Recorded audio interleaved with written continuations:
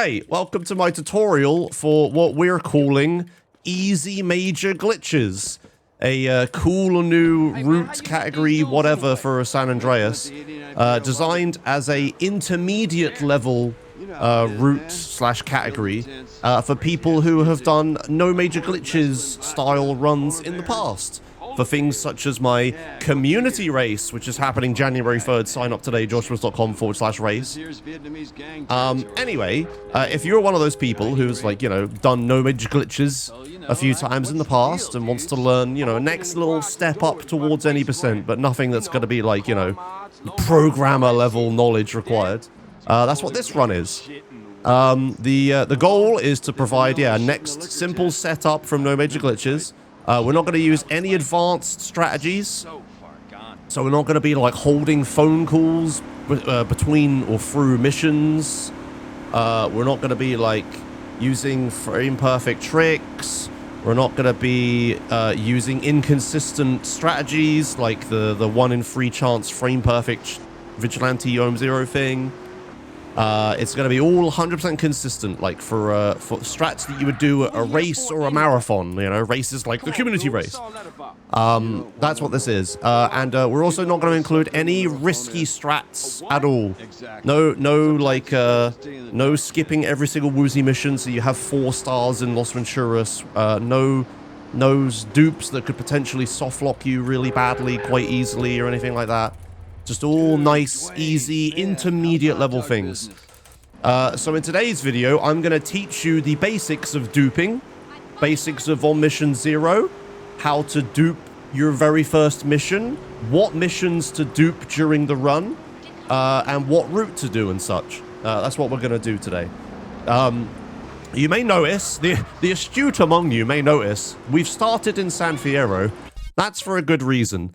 Los Santos and Badlands in this route are completely normal. They are totally no major glitches. Not going to do anything crazy there.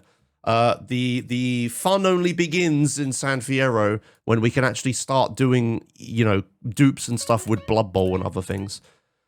So we're not going to have any crazy strategies. If you do wish to learn more about no major glitches, if you're like the first time you're running and you want to learn something, I would say don't start with this.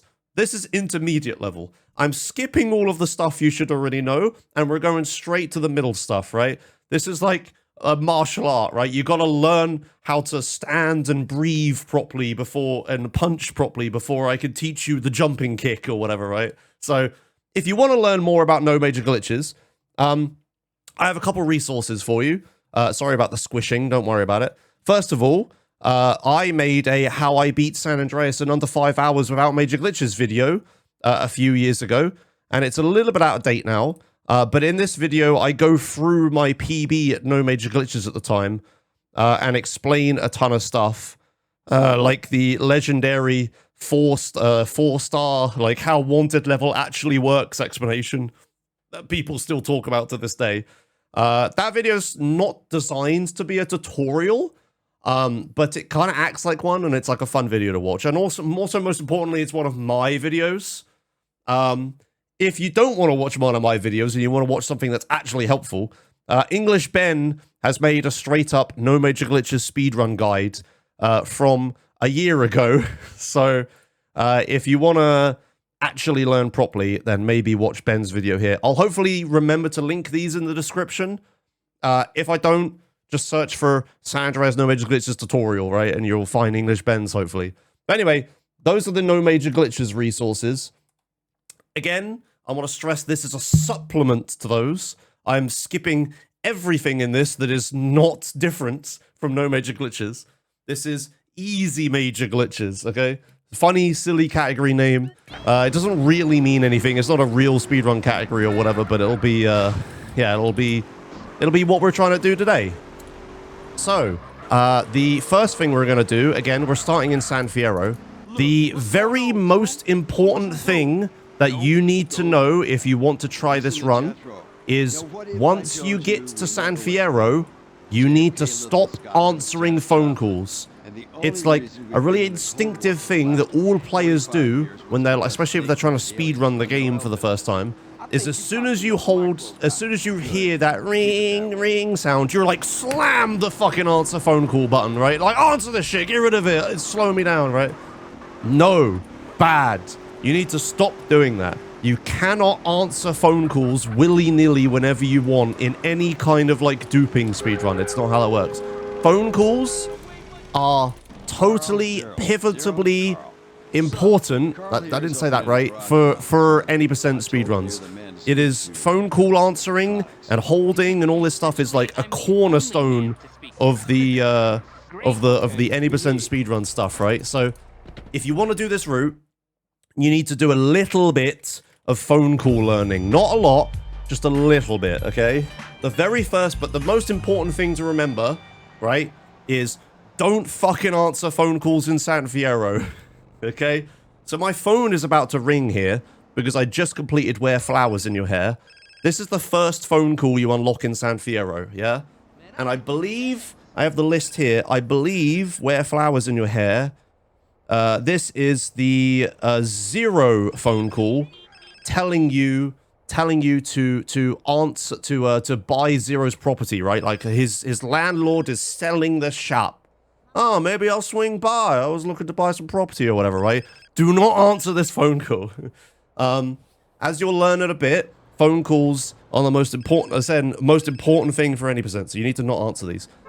If you do have a phone call ringing, and you need to, like, start missions or do something, right? You notice how I can't start missions or save or anything right now while the phone is ringing. That is relevant to what we're going to be doing with it, by the way. If you need to do something... Annoyingly, the phone stopped ringing right now.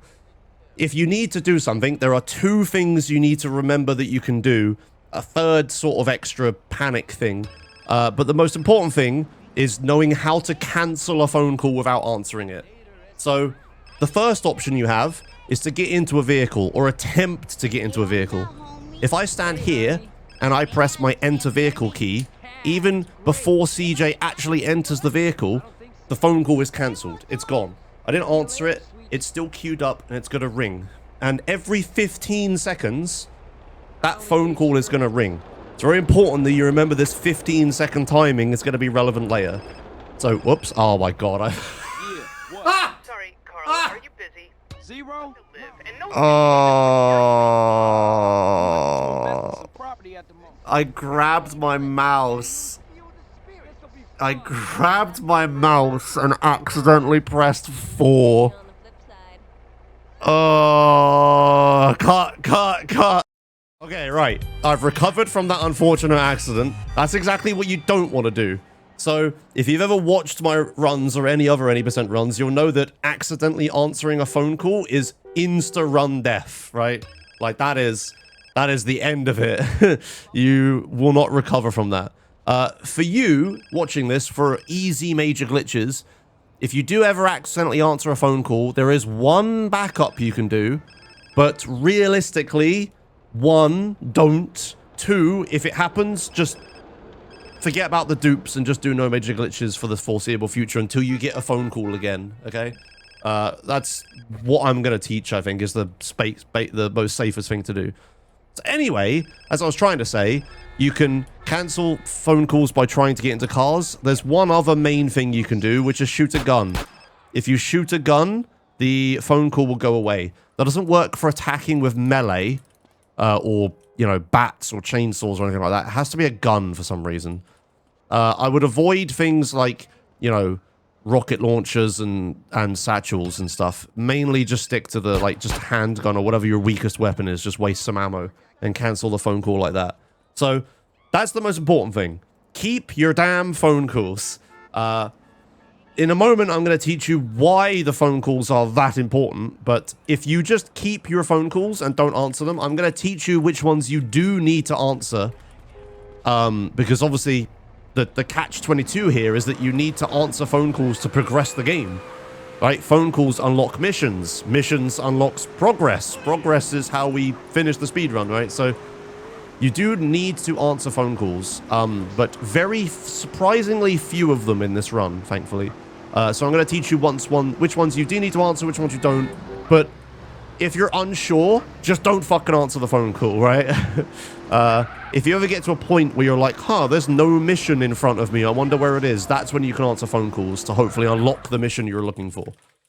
But just don't answer phone calls. I hope I made that clear. Right, so now that we've got the don't answer phone calls stuff out of the way, the next second most important thing that you could maybe get by with, but realistically you're going to need to have, is we're going to need to learn about PS2 controller emulation a little bit. So I have this prop here ready to go. Imagine this is a PlayStation 2 controller. It's close enough. It has the same buttons, right? For those of you that were too young to have played this on PS2 back in the day, I'll help by showing you this. But there's a really important thing we need to do to make this speedrun work. So there'll be a technique that we use later where we will obtain a glitched on Mission Zero phone call. And one of the things you do with that is that you have to hold your action button down on foot to, like, hold the phone call. It, like, buffers it and delays it and stuff. That is your action key. So my action key is bound to tab and 4 in this instance. Don't worry about 4. I have a cursed MMO mouse. You can use whatever button you want for this. But the important thing to remember is that on PS2, the action button is L1. I need to find L1. I'm holding the controller weird. Is L1. L1 is the action button on PS2, right? You press this to answer phone calls on foot on PS2. Now, this game being a PC game, you're probably playing the PC version. If you're not, you're on your own with this one, chap. But if you're playing the PC version, like I and most other people are, the PC version does a very strange thing in how it handles the controls. You'd think the game just like reads like keyboard and mouse inputs and just does actions based on that. But what's actually happening under the hood is that the game is actually converting your keyboard and mouse inputs into an imaginary emulated PS2 controller. And then from there, it's interpreting the PS2 controller button for what to do as like in-game or whatever. So when I press W here to accelerate, what's actually happening is the game is looking up the fucking keybind thing. It's finding accelerate, and it's looking for W. It finds W under accelerate, and it's like, ah, yes, accelerate is the X button. I will press the X button on the imaginary PS2 controller, right? So when I press W, it's actually pressing X in-game. You may be wondering why the hell this matters for this. Well, what we're going to be doing is we're going to be doing a technique where we can, when we're holding the phone call, we can do a thing where we can get into cars and other vehicles and continue holding the phone call.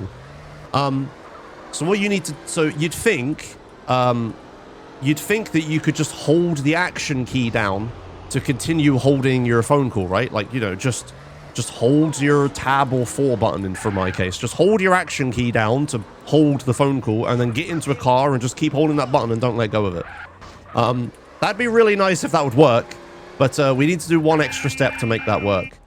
What we have to do is we have to trick the game into using the emulated PS2 controller to our advantage. Because when you're in a vehicle, there is no action key. There is no answer phone call or do action button or anything like that. That's not a button you have in a vehicle.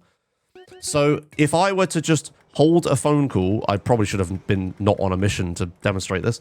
But if I'm just on foot and I attempt to, if I hold a phone call with like my 4 button, that's binding it to like the L1 button on a PS2 controller, right? If I then get into a car, the game will be like, hey, there's no action button in a vehicle. As soon as you get into a vehicle, it stops looking at the on-foot keybind list, and it starts looking at the vehicle keybind list. And it will see that there's no, you know, 4 or tab or whatever is bound to action. It's not going to work. So you may be like, okay, Josh, there's no action key in phone. There's no phone call button in cars. How do you keep holding the phone call in cars? Well, this is where we use the PS2 to our advantage. I think I stalled long enough for the cutscene to end. So what we're going to do, if you remember, that answer phone call is L1 on a PS2 controller, right? Now, for those who played back in the day, do you remember what happens if you get into a vehicle and you press L1 on a PS2 controller? Anyone in chat? Chat, help me out. Anybody remember what L1 does in a vehicle on PS2? Anybody? Shooting? But what kind of shooting? Do you remember specifically? What if I were to get into a hunter, for example? It doesn't look to the left, that's L2. It's secondary shooting, yes, that's right. So if we go to our vehicle controls, we will find that we have two shoot buttons. We have fire and we have secondary fire. And if you're very smart, you can see that my secondary fire button is bound to tab and 4. And what do we know that tab and 4 does for me on foot? Why, look at that. It's the action key.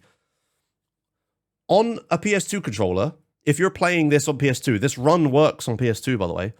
If you hold L1 while you're on foot to hold the phone call, and then you get into a car, you could still hold L1 and the phone call will keep being held. So what we're doing is we're tricking the game into using this PS2 mechanic to let us keep holding phone calls when we're in car. So if your action key is bound to the same thing as your secondary fire key, which remember is the same button on a PS2 controller, if you keep those things bound, you can hold a phone call inside a vehicle like this. If I have a phone call like this and I hold 4, so this is my 4 button. I'm going to keep holding 4. When I'm in the vehicle, do you see it still says press tab to answer your cell phone? I am still holding the phone call even though I don't have an action button because I'm still holding L1 and L1 is the action button. Right, like the game's PS2 controller emulation stuff is like so fucking weird that we could do this stuff where like I don't even have an action button right now. But because the PS2 controller is the same button, it still works, right? So there's an important thing to note here, by the way, to circle back to the whole answering of phone calls thing. If you're inside a vehicle and you attempt to answer the phone call like this, the phone call doesn't happen because you can't answer phone calls inside of vehicles. This is the third way to cancel a phone call without answering it, but this is obviously a bit more advanced because you need to have it in a vehicle and stuff. You could have just cancelled it getting into a vehicle. Anyway, this is an extremely useful mechanic because this allows us to keep holding a phone call but then still use a vehicle. If we had to stay on foot whenever we wanted to hold a phone call, we'd have to be really goddamn slow because we'd have to like walk everywhere. It'd be horrendous. So this is a very important keybind to have. So my point is, the other pre-checklist thing before you do your run, right, is remember, don't fucking answer phone calls in San Fierro onwards. Bind your correct keys. Your action keys must be the same as your secondary fire keys in vehicles. I will say that secondary fire isn't the most important key in the world. You do need it sometimes for like flight school and vertical birds. But for the most part, most vehicles don't use the secondary fire button. The secondary fire and regular fire are like the same thing. It doesn't really matter. So I would say prioritize what you feel comfortable with for holding a phone call. You got to remember, you have to hold this button for long periods of time sometimes. So don't go using like, you know, P or some shit that's on the other side of your keyboard, right? Make sure it's, I can show you what happens if we don't have this keybind set, by the way. Here's vehicle. If I make this P or some shit, and I hold the phone call and I get into the vehicle like this, the phone call just disappears. It doesn't work anymore. So that's what happens if you don't have the right hotkeys. So if you're during the community race and you see this happen to anyone, remind them that their hotkeys must be correct. If you can't hold phone calls in vehicles, that's why. Let me redo this. For the love of God, I need to not forget to do that. Okay, right. So that's the two most important caveats out of the way. If you do those two things correctly, you can do this run. Don't answer phone calls in San Fierro and beyond unless you actually have to. Rebind secondary fire and action key to the same thing. Just a little side trivia here. If you ever see me have very weird hotkeys in game, like having this, on sprint, I have R, right? And in vehicles, I have accelerate on R, you know? There's a reason for that. It's the same PS2 controller stuff that I'm exploiting in more advanced different ways, right? That's why I have some random keybinds like that. I don't actually use R in gameplay ever. I only ever use it for glitches. All right, let's move on to the next topic. Okay, so to go along with the holding phone call and not answering phone call thing, there's one more thing I want to show you. This can save your run if you mess up, but it's only under certain circumstances. If you do ever accidentally answer a phone call, and you happen to be near to a body of water, if you walk into a body of water, it will cancel the phone call, even if you're still on the phone call. It just cancels it. So I didn't answer Zero. We don't have Zero's property unlocked, even though I answered his phone call. So that's a little minor thing. If you're like, you know, happen to be on a boat and you accidentally answer a phone call or something, you can cancel it by getting into water. So here's the phone call again. Yeah, what? Sorry, Carl, are you busy? You see how the subtitles like flash along the screen? It gets cancelled. Yeah, that's not even like a crazy glitch to perform. You just need to happen to be near a body of water when you accidentally answer one. But just don't answer them. Okay, so I just finished Jizzy. We're now gonna move on to our very first dupe. So in these splits, which I've provided in the description, they're called the easy major glitches splits. You can see we're at T-Bone Mendez now, and it has this 2x here. This 2x means we're going to dupe the mission and do it, you know, 2 times. So let's go through the entire process from start to finish. So I just finished Jizzy, park the car in there, I guess, probably not important. And I have a phone call. And what we're going to do, chat, we're not going to answer the phone call, okay? So I'm going to shoot it away and just make a save, because I should have a bunch of stars at this point. I also want to change time of day. This is also awful, whatever. And we're going to just, like, take whatever vehicle. I'm going to just take the Pimpmobile just for simplicity.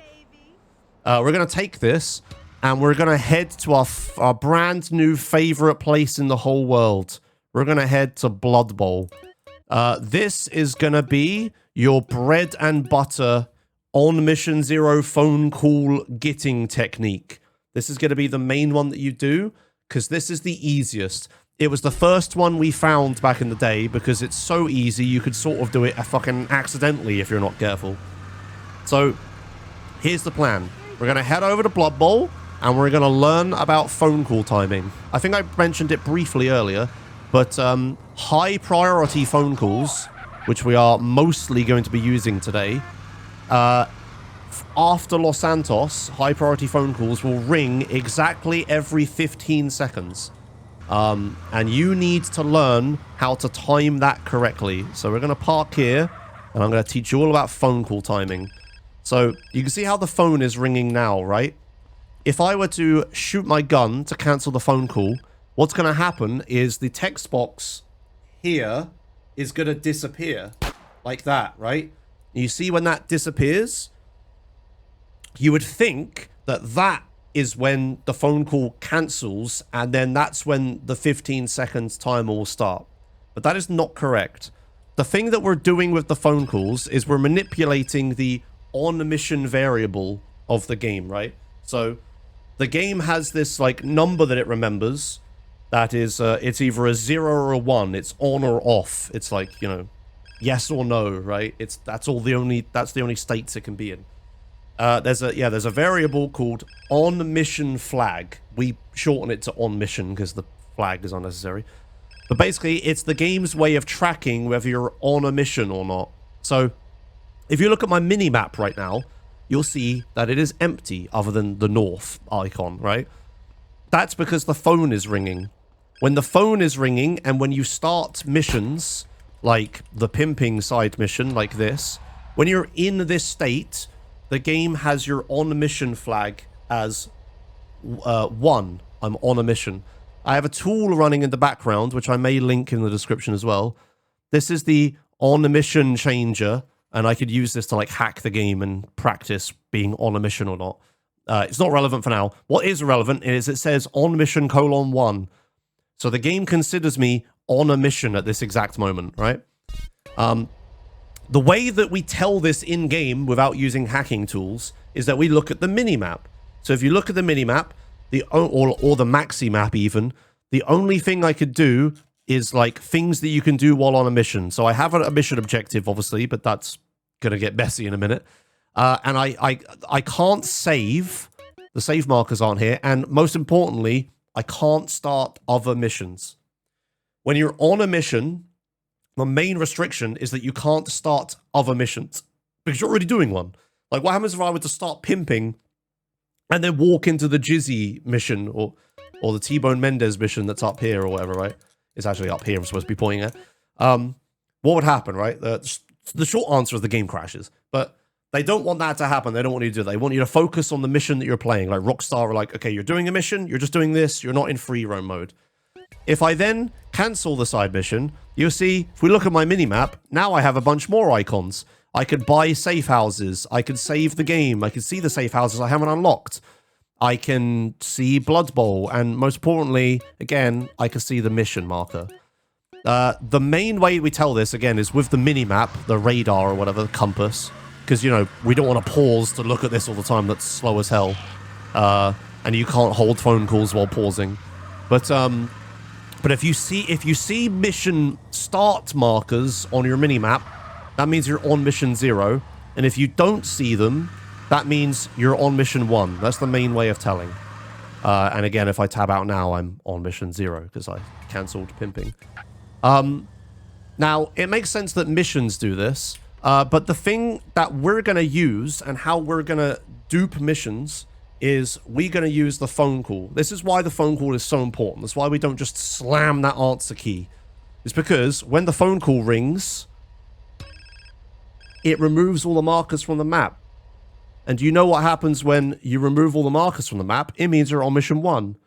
So Rockstar are repurposing this on-mission variable for the phone call. They don't want you to be able to start missions while you're answering a phone call because the voice lines would overlap and bad things would happen and stuff. So they're restricting what you can do by repurposing the on-mission variable for when you're on a phone call. So the phone call is ringing.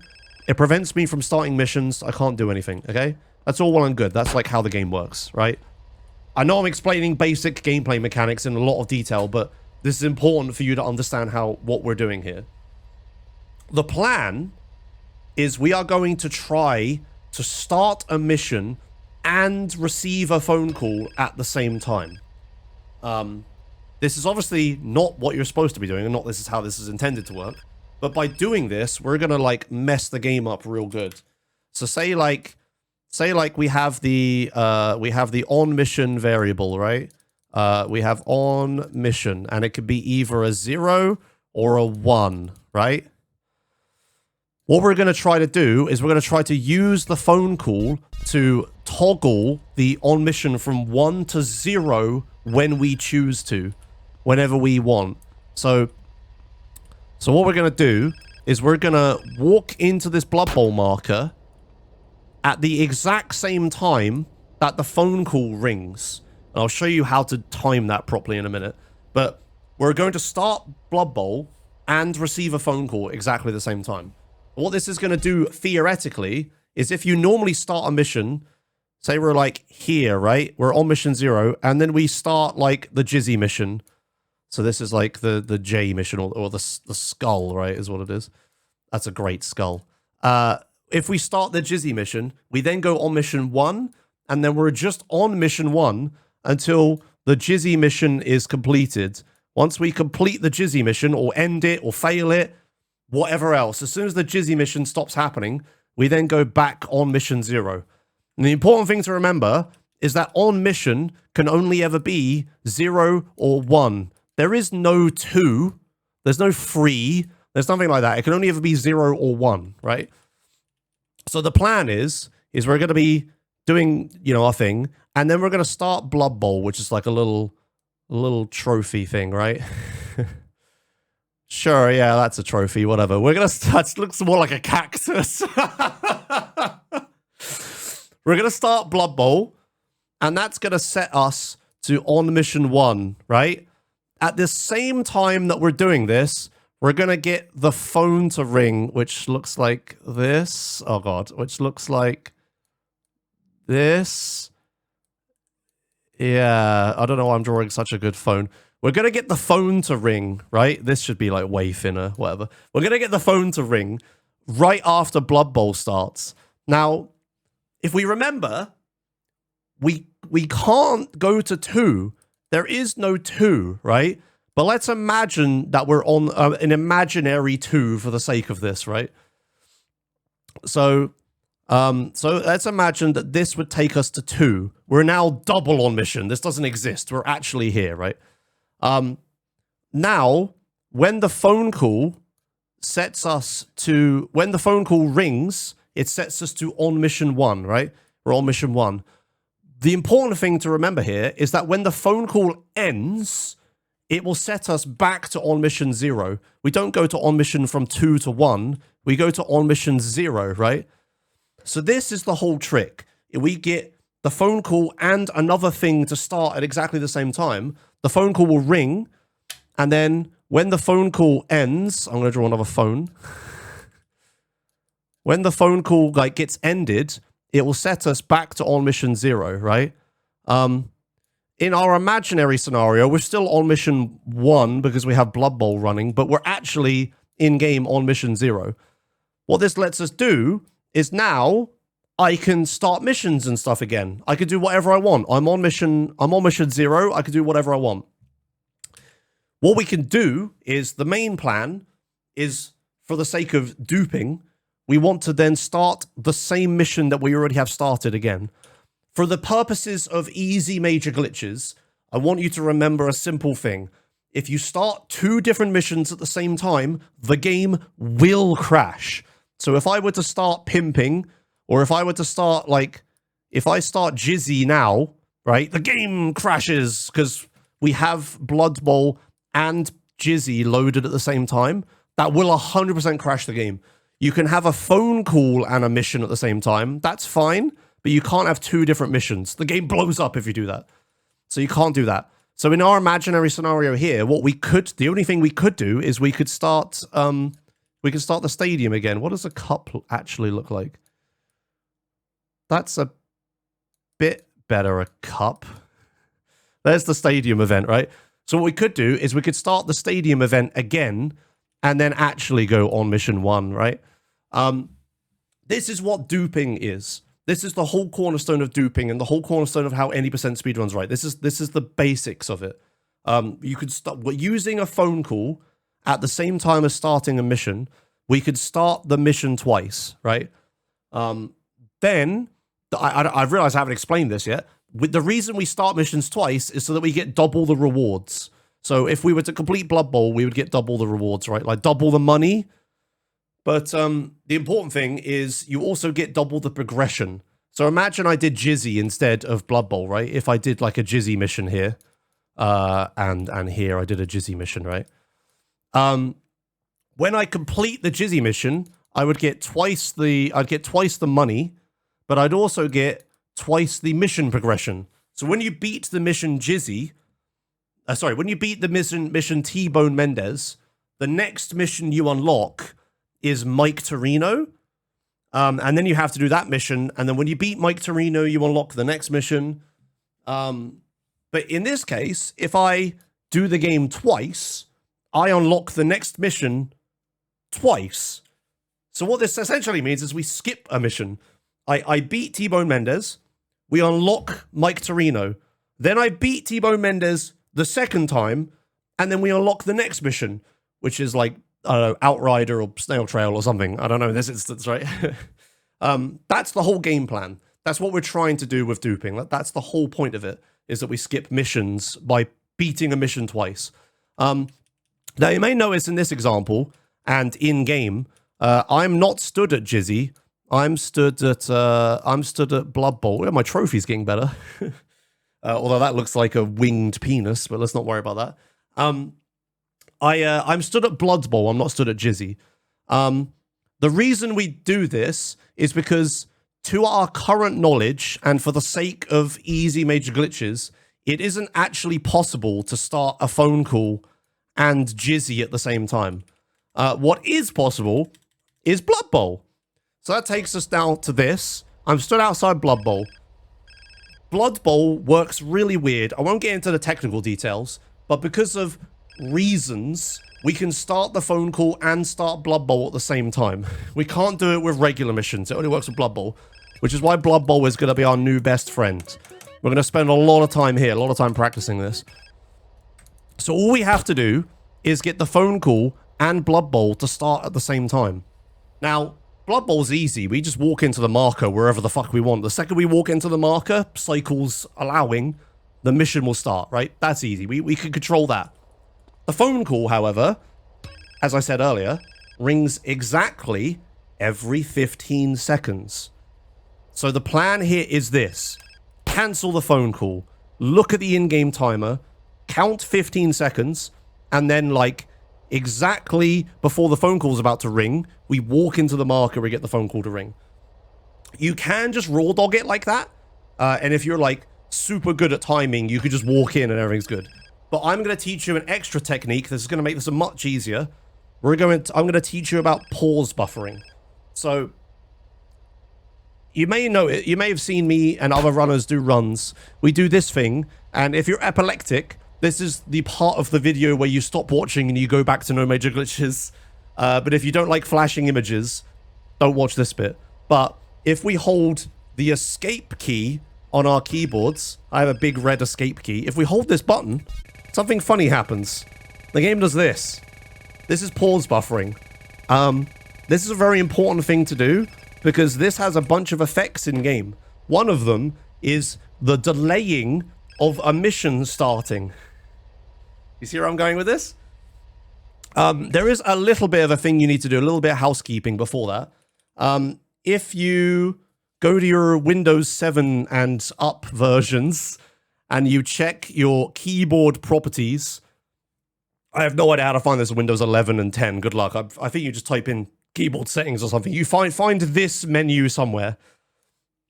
You need to set two things. You don't need to, but it helps a lot.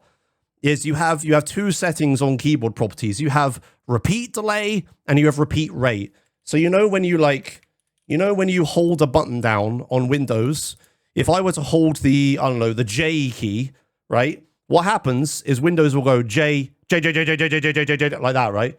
There's like a J and then a wait and then a repeat. That's what these settings are. If I set this to long and slow, just how she likes it. If I hold the J button now, it will go J, J, J, J, J, J, J, J, right? Like that. It's like very different. What we need to do for San Andreas speedruns, you need to make sure you have your repeat delay at the shortest possible and the repeat rate as fast as possible. If I set this to as long and as slow as possible, she might like it, but the game doesn't. So if I try to pause buffer now, it's going to look like this. What's that good for? That's useless, right? That's so not useful. So you can do this with the default Windows settings, I believe. It's just going to be a lot less efficient. So what you do is you go short and fast, right? So you set it to short and fast, and then you hold your escape button, and then we get this, which is like much more desirable. Okay? So now we got that. There's a thing you need to, yeah, so with Blood Bowl, if I attempt to start Blood Bowl, right, if I walk into it, and then the second CJ walks into it, I pause buffer, you can see that it takes an absolute age for Blood Bowl to actually start. Like, I'm delaying Blood Bowl massively here, right? Like, it's taking such a long time for Blood Bowl to start. It will eventually start. There it goes. When the camera pans down, Blood Bowl is starting. Yeah, so now we're actually on Blood Bowl properly, right? But what we could do is we could delay it for, like, a good few seconds. It's pretty good, right? So using these two bits of knowledge, using the phone call takes 15 seconds to ring, and pause buffering makes Blood Bowl start slower, and other missions and stuff. We can combine these two things together to have a really, really, really, really easy glitched on mission 0 phone call.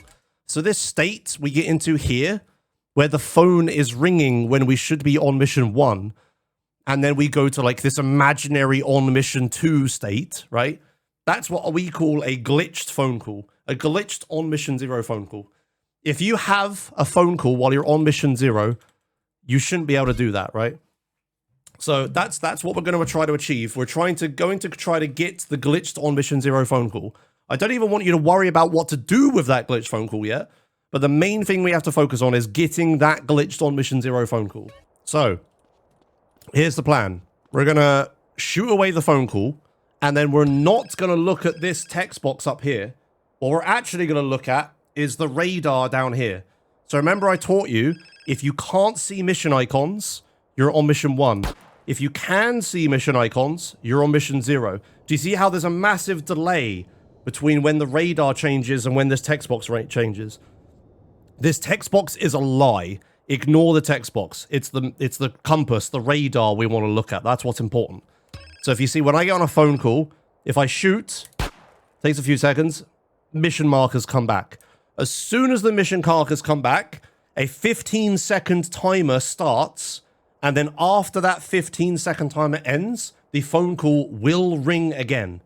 So here's the plan. We stand outside a Blood Bowl. We let the phone call ring. We shoot it, and then we look at the in-game timer at the top right. So I'm going to do this. It was 46. We were at 0046 in-game time, right? We add 15 to that. Remember, it's time, so it rolls over at 60. That gives us 1 a.m. at 1 minute past. So 1 second before that, I'm going to walk into the marker, and you see the phone is ringing, and Blood Bowl is starting at the same time, like this, right? If I now cancel this, we are in a glitch state. I can move when I shouldn't be able to. And if we... Oh, the minimap is totally destroyed because I'm in an interior, but... but trust me, we are on mission 0 right now, okay? This is what we're looking for. You zone into Blood Bowl, and then you can move before you're supposed to. The phone call rang, then the mission started, and the phone call cancelled. This is on mission 0 Blood Bowl we're on right now. An indication is that you are able to move in the timer. Yeah, if you can move in the timer, you got the glitch. Now, we need to do one more thing here. That's, again, using our crazy hotkeys with the secondary fire being set the same as action. What we're going to do is we're going to preemptively hold the phone call like this. So I'm holding the phone call. Blood Bowl will end. The phone rings for a brief second, and the mission is over. So now... if I get into a vehicle so we can see the minimap, because annoyingly the stats screen covers the minimap, which is the only downside with the minimap looking at technique to see if you're on mission 0 or not. But I'm still holding the phone call. Again, you need to get used to holding this button. If we look at the minimap, I have mission markers. I have a phone call because we heard it ring and I was holding it, but we also have mission markers. This is the glitched on mission 0 phone call that we have right now. So I'm going to do this again. So, breathe, relax, take your time. Phone is ringing. It rings for a long time. You got ages to set this up. Point your gun, shoot. Look at the minimap. Okay, that was at 2. I saw it tick over to 3. So you want to aim for like 1 second earlier than that. So it was at 2, so we add 15 to it. We get 17. So I'm going to walk in at 16, like this, and then I'm going to pause buffer. And then the phone should ring any second now. There it goes. And then you stop pause buffering when you hear the phone ringing, and I can move in this cutscene when I shouldn't be able to. Right, so I'm holding the phone call. Right, we're in. So I have, again, I get into a car. I have an on mission 0 phone call like this. Right, there it is. I can't answer an on mission 0 phone call. I'm really interested to see this. Maybe you can't? Yeah, you can't answer an on mission 0 phone call. Wow, I learned something today. Okay, cool. That's good, actually. That's really good, actually, because if you accidentally let go of the phone call, you don't answer it. And what's the golden rule, chat? We don't answer phone calls. So this works, actually. This is actually really good. Okay, cool. I didn't even know that was a thing. Right, okay, so if you accidentally let go of the phone call, you're not fucked. That's excellent. So, chat. I want you to do this one, chat, okay? Prove to me you've learnt it. I'm going to cancel the phone call, and I want you, chat, to tell me what time of day I walk into the marker, okay? Right. Pop quiz, chat, and play along at home, everybody, on YouTube. Right, here we go. It was a good one. It was a really good one, chat. I accidentally did that. It was 23. You add 15 to it. We get 38. So I'm going to walk in at 37. Like that. Then pause buffer. And then the phone rings. And then we could tell that we did it because I could drive in this cutscene when I shouldn't be able to. There you go. I'm also left and right clicking to skip that cutscene, by the way, to speed this up. So yeah. Unfortunately, when we do this, we do have to wait 30 seconds for Blood Bowl to end. We just want to get out of Blood Bowl as quick as possible. So the thing that I do here to be safe is I drive into this little hole here. And if you're in here, you can go AFK for a few seconds. And you won't get killed or anything. Or you won't get pushed into a marker to increase the timer. Nothing bad's going to happen in here. So I like just chilling out here. But now, hold the cool. We go out of Blood Bowl. Rings. And then Blood Bowl ends. And we have an On Mission Zero phone call. Okay. This is very important to practice. I know I'm not showing you the fun part and the stuff to do with this On Mission Zero phone call. But this will take some practice to get the timing down. The timing windows are super open. Like with pause buffering, you make this really simple. You can do this without pause buffering. Like I can show you what it looks like without pause buffering. We just need to wait for the phone call to ring again, so I only just let go of it. But if you do what I call like half-second precision, the Blood Bowl takes like half a second to start, so you can time this without pause buffering. I don't normally do this in runs because it's kind of scary, but we could try it here. Let's try it. Right, that was like a mid-free, so it's 18. So if I walk in like after it ticks to 18, like wait like a fraction of a second and then walk in. Ah, I was a little late. Yeah, I was playing it safe. I'm not that good at this. I don't do this very often. That was a very late 21. That was a very late 21. So if I walk in at like, you know, middle of 36, we should be all right.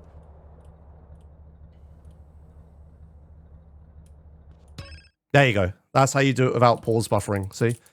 So the pause buffering isn't required, but like everybody pause buffers because it makes it so much easier, right? Like you don't need to. So actually, let the epileptics come back in. Epileptics come back in. If you have visual epilepsy or whatever it's called, you can still do this. It's just really fucking hard. I don't recommend it. Like I cannot stress this enough. Everybody pause buffers. Like, just do it. It makes it so much easier. It's faster to not, and I'll be impressed if you don't in the community race. But don't do it. Oh, and that's what happens if you park your vehicle in the wrong place. By the way, that was a good thing it didn't despawn. All right, okay. So we have an On Mission Zero phone call.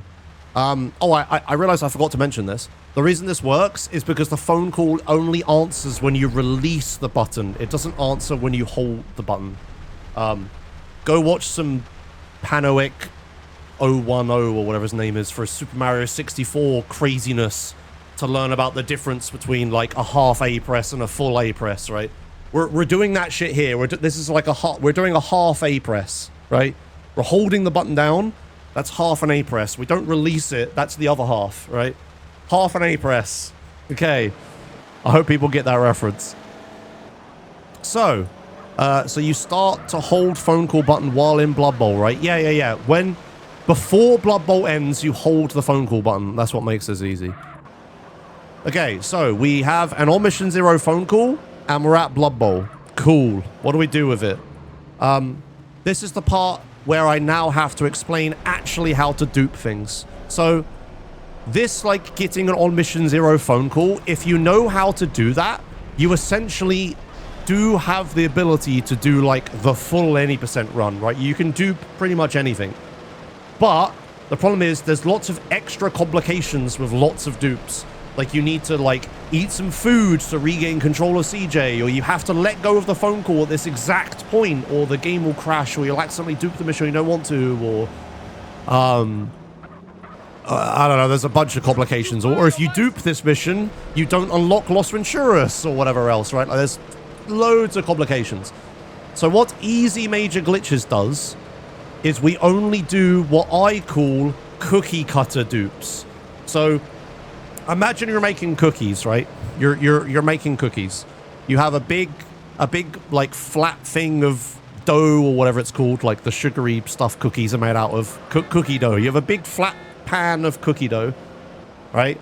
And you want to make nice little, like, you know, love heart shaped cookies, right? Now, you could sit there with a knife and manually cut out a love heart shape every single time, or you can get what's called a cookie cutter, where I'm going to let go of the phone call. I'm doing this while holding the Almost Zero phone call, and it's stupid, but you can get what's called a cookie cutter, right? A cookie cutter is like this little shaped thing that has like a fairly soft blade, dull blade on the bottom of it, and you take that cookie cutter and you push it into the cookie dough, and it makes the exact same shape every time. So by using this cookie cutter, you can make the exact shape cookies lots and lots of times, and your cookies will always come out and they'll work, right? This term is used in gaming. I believe there's cookie cutter builds in World of Warcraft, I think, and other things like that, where it's like kind of like a meta build or a meta deck or whatever, right? Like you pick the exact same stats and attributes and runes or whatever else as like everybody else. You're like a cookie cutter mage or a cookie cutter I can't think of a League of Legends character, a cookie cutter Ari or something, right? Basic bitch, yeah. You're the same as everything else. You're the cookie and you're the same as all the other cookies on the sheet, right? In this context, I use cookie cutter dupe to mean like a dupe that works the same as lots of other dupes. So what I'm going to teach you how to make the love heart shape with the cookies with this tool, this one cookie cutter tool that you can use in lots of different places. I'm going to teach you this one duping technique that will work for lots of missions. And that's all we're going to learn today. That's what easy major glitches is. You're going to learn the easiest duping technique that will work on, like, let me count, 1, 2, 3, 4, 5, 6. It works on 6 missions. That's the plan. So I'm going to teach you 6 dupes, 6 cookie cutter dupes that all work the same way. There is a bit of an asterisk, and the ones in the desert require an extra step, like 1 extra step when you do it. But even if you did that extra step for the other dupes, it would still work. So I'm just going to teach you the full thing. And then when we get to the desert, I'll teach you the little extra that you can do. But even if you do that little extra in other places, it'll be fine. So, cookie cutter dupe. So, here's the plan. Go to Blood Bowl. Get on mission 0. It was a very low 4. So that's, again, add 15. We get to 19. Yeah, that's the in-game timer is really good for this. Otherwise, you'd have to use, like, an external timer, which would be annoying. I, personally, prefer to use the in-game timer always. That's because I go to speedrun marathons, right? And, like, other events and stuff where I also show the run. In those scenarios, you can't always see your speedrun timer. I don't have live split. I don't have splits, right? I'm just sat at a computer with the game running on it. And sometimes you can't see the timer. So learning to time this stuff with the speedrun timer is a really bad idea for that stuff. You at home, if you're just going to do like a Joshua's community race with this, like do whatever, right? But I much prefer using the in-game timer. It's in-game, it's in front of you, it's easy. You don't have to have a second screen with another timer on it or look at your phone or some shit. You know, it just works. Yeah, so that's the plan. Right, so I have on mission 0 phone call again.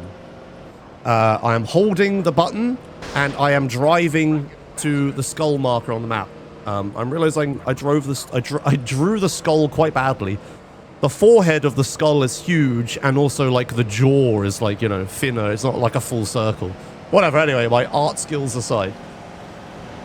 Yeah, holding the phone call. Again, I cannot stress this enough.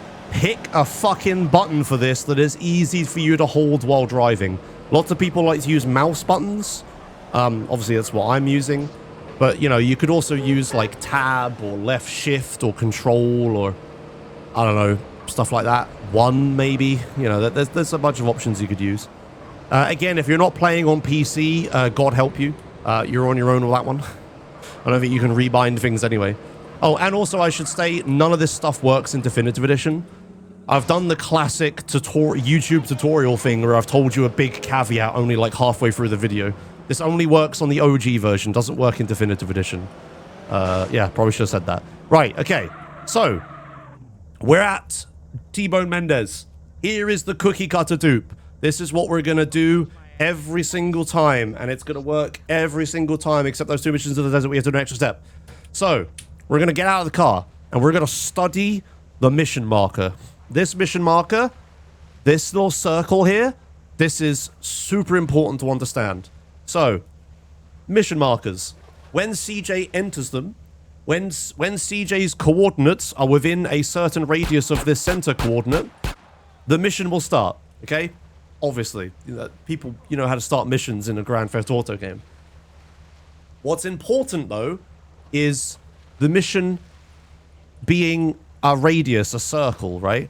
And the very important thing happens for most missions when you walk into the marker.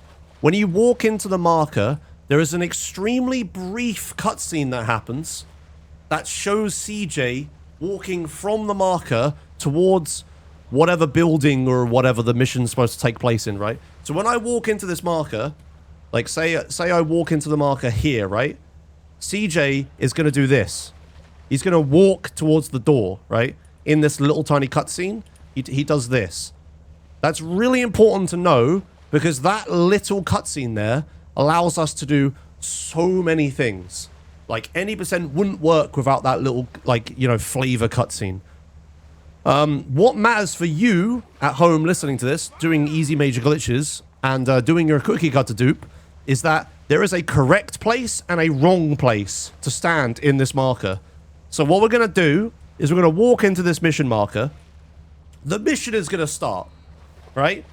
We're going to see that little intro cutscene where CJ walks towards the house. And then the main cutscene is going to start where Jizzy is going to be talking to people in his club or whatever. It's different for every mission, of course. When that cutscene begins, I am going to release this phone call that I'm still holding and my thumb really hurts. We're going to release that phone call. And then, because we released that phone call, the phone call is going to set us to on mission 0. The phone call ended, and when phone calls end, you go on mission 0. That will make it so that the CJ that stood outside... oh yeah, there's 2 CJs. I forgot about this. I'm going to get in the car and let go of the phone call. My thumb really hurts. There's 2 CJs. I forgot about this. This is important. There are 2 different CJs. You have a gameplay CJ, the one that you look at all day, every day, and that you do gameplay things and stuff with. And then you have a cutscene CJ. Cutscene CJ is a little bit higher quality, and he has like proper bones and stuff for mocap, and he can like act out scenes, and he has a proper mouth and all that stuff.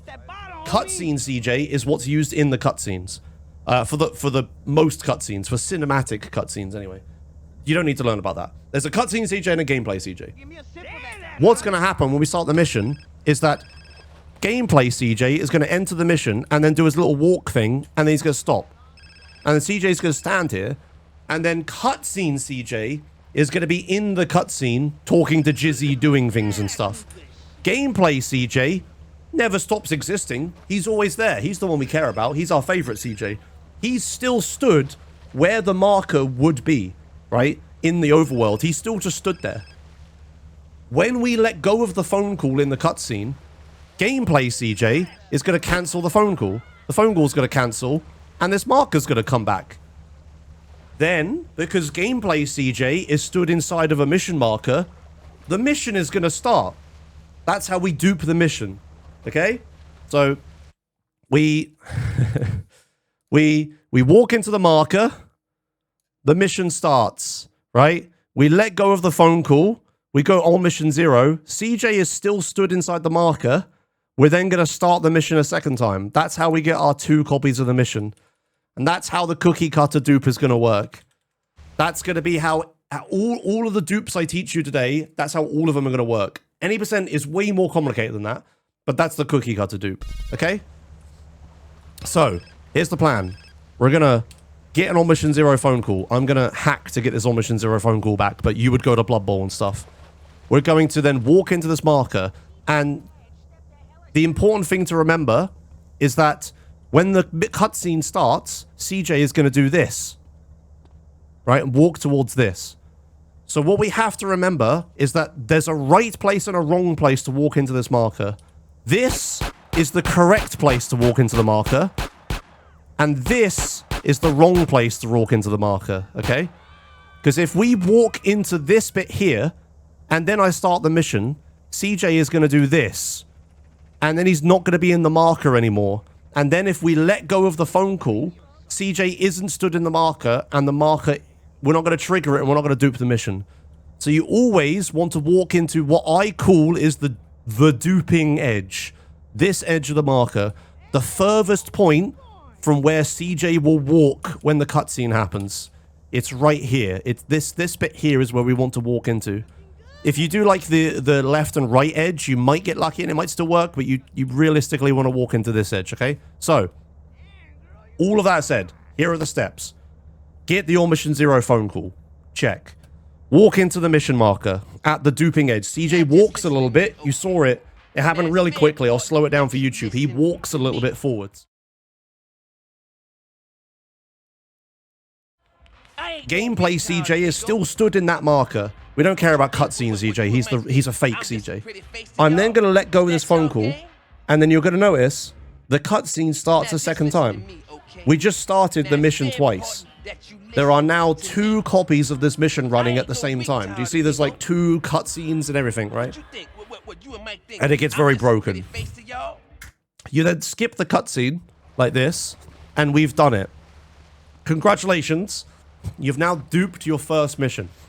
As long as you had the On Mission Zero phone call successfully, and you walked into the duping edge of the marker correctly, which is here, it's just here, you will dupe the mission. That's how you do it. That is how every dupe in this run is going to work.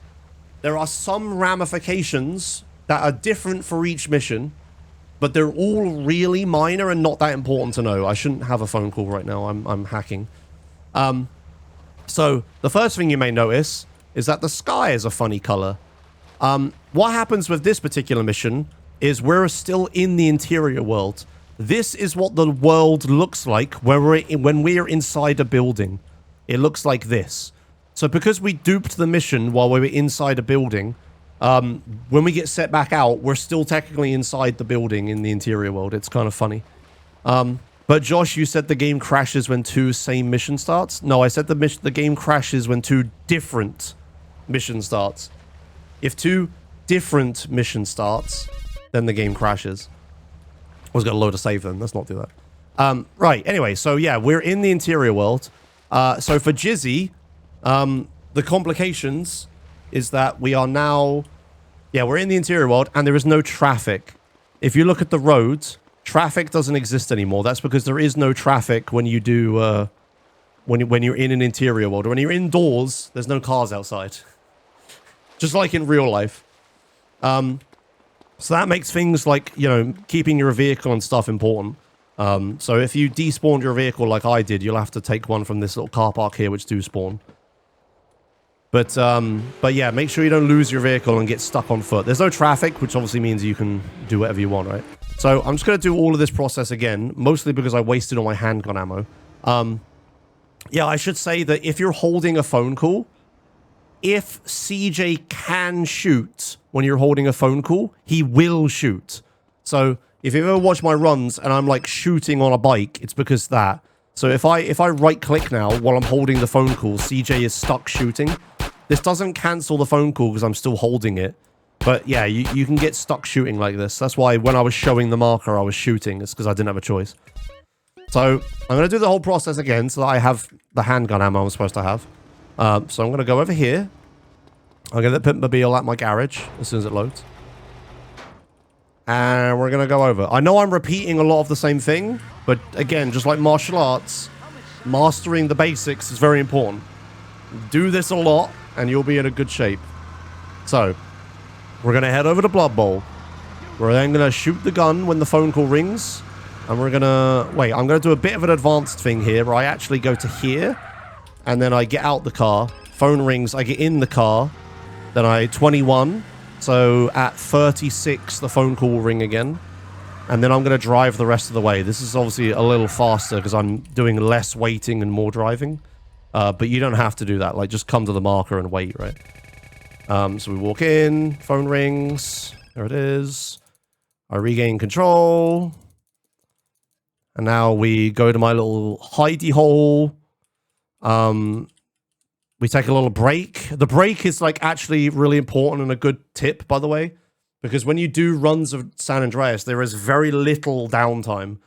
There's very little like auto scrollers or, you know, unskippable cutscenes or anything. So actually having a break in the run here for like 20 seconds or something is so fucking nice. So we wait for 20 seconds. We hold the phone call again. I should have stressed you can see all my inputs at the bottom of the screen. I never actually mentioned that. It was a bit silly. Whoops, I'm on top of the car. Parked it in a bad place. This is the first break after reuniting the families. Yeah, right. Yeah, you have to do all of Badlands before you get a break again. All of Badlands and the start of San Fierro. Whoopsie. So, holding the All Mission Zero phone call. Don't let go of that button. And then we're going to go over to the Jizzy mission. It's T-Bone Mendez. I will stress, if you try to dupe the mission and it doesn't work for some reason, right? Like if you walk into the marker, you start the cutscene, you let go of your phone call, and then the mission doesn't dupe, don't panic. I'll show you one little thing you can do. If you do miss the marker, you can... I think all the cookie cutter dupes allow it, but if your gameplay CJ does walk out of the marker or you accidentally skip the cutscene too quickly, you can recover from it.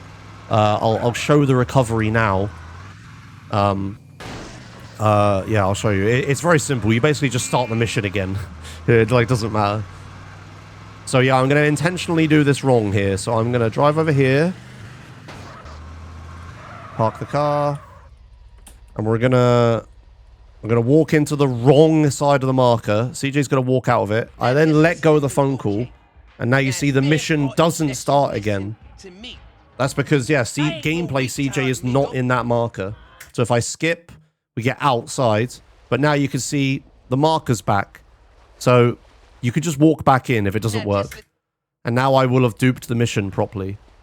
You'll see I'm not in the interior world now, which is like a downside, so I have traffic and stuff, but you can recover from not being in the marker correctly, but it's still better to be in the marker when you can be. If you go to the mission, you try to dupe it, right? Like you walk in, the mission starts, you let go of the phone call, nothing happens, and then you skip and you exit the mission and there is no marker. That means you probably didn't actually have the All Mission Zero phone call. I think you can the cookie cutter dupes, Halogen. The cookie cutter dupes are recoverable this way. If you try and do it and then the marker doesn't exist, that means you probably didn't have an All Mission Zero phone call. In that instance, you have two choices. You can load a save from before you tried to do this, because you were smart and you saved beforehand, and try again. Or you could just do the mission, and then do the mission that you would have skipped. Like, just do it normally. I would tend, if I were you, I suggest just doing the mission normally if you fuck up the dupe. This route is designed in a way where if you fuck up a dupe, you can just do the mission that's after it and nothing bad will happen. Again, the goal of this route was to make a very simple, easy route for people to do. That, I would say, is faster than trying it again, because it may feel like, oh, I'm not skipping the whole mission, that's slow, I'll try it again. But the setup for this is quite a lengthy setup. You have to go to Blood Bowl, you have to time the phone call, you walk into Blood Bowl, you wait for the Blood Bowl to end, you hold the phone call, you then drive all the way to the other side of the San Fierro, and then start the mission. It's quite slow. It's, in most instances, just better to do Mike Torino, right? If you have to do that a second time. So I would suggest just doing that. Mike Torino is hella slow for newbies, though. It depends on the mission, right? It really depends on the mission. Anyway, that was T-Bone Mendez dupe. That's your first ever dupe. If you got this far, congratulations. Well done. You did it. You broke the game. Welcome to Glitches. Very cool. Very simple dupe. Nice and easy. Nothing bad happens. There's not like two sets of enemies and one of them is the real set and one of them is the fake set and you need to figure it out. There's no like, oh, if you get on this bike, the game instantly crashes. There's nothing like that. It's just nice, easy. Nothing bad happens if you fuck up. Nothing, you know, if you fail the dupe, it's fine. You just do the next mission or you try it again. Like, nothing bad can happen here. You're all good. So that's T-Bone Mendez dupe. So we skipped Mike Torino, which, yeah, screw that mission. Right. Now it's time to talk about phone calls again. Yes, I know the phone call stuff is like the vegetables on the roast dinner. You don't want to eat them, but they're important. So we're in a situation now where my next mission is Mountain Cloud Boys, which is a Woozie mission, right? This is Woozie's house or casino or whatever the hell it is. This is where Woozie lives. It's right here. As you can see, there's no marker. Oh God, Josh, did we softlock? Oh no, did we fuck up? That's really bad. I don't like this. What do I do? Do I panic? Do I go do the other mission? No, chill out.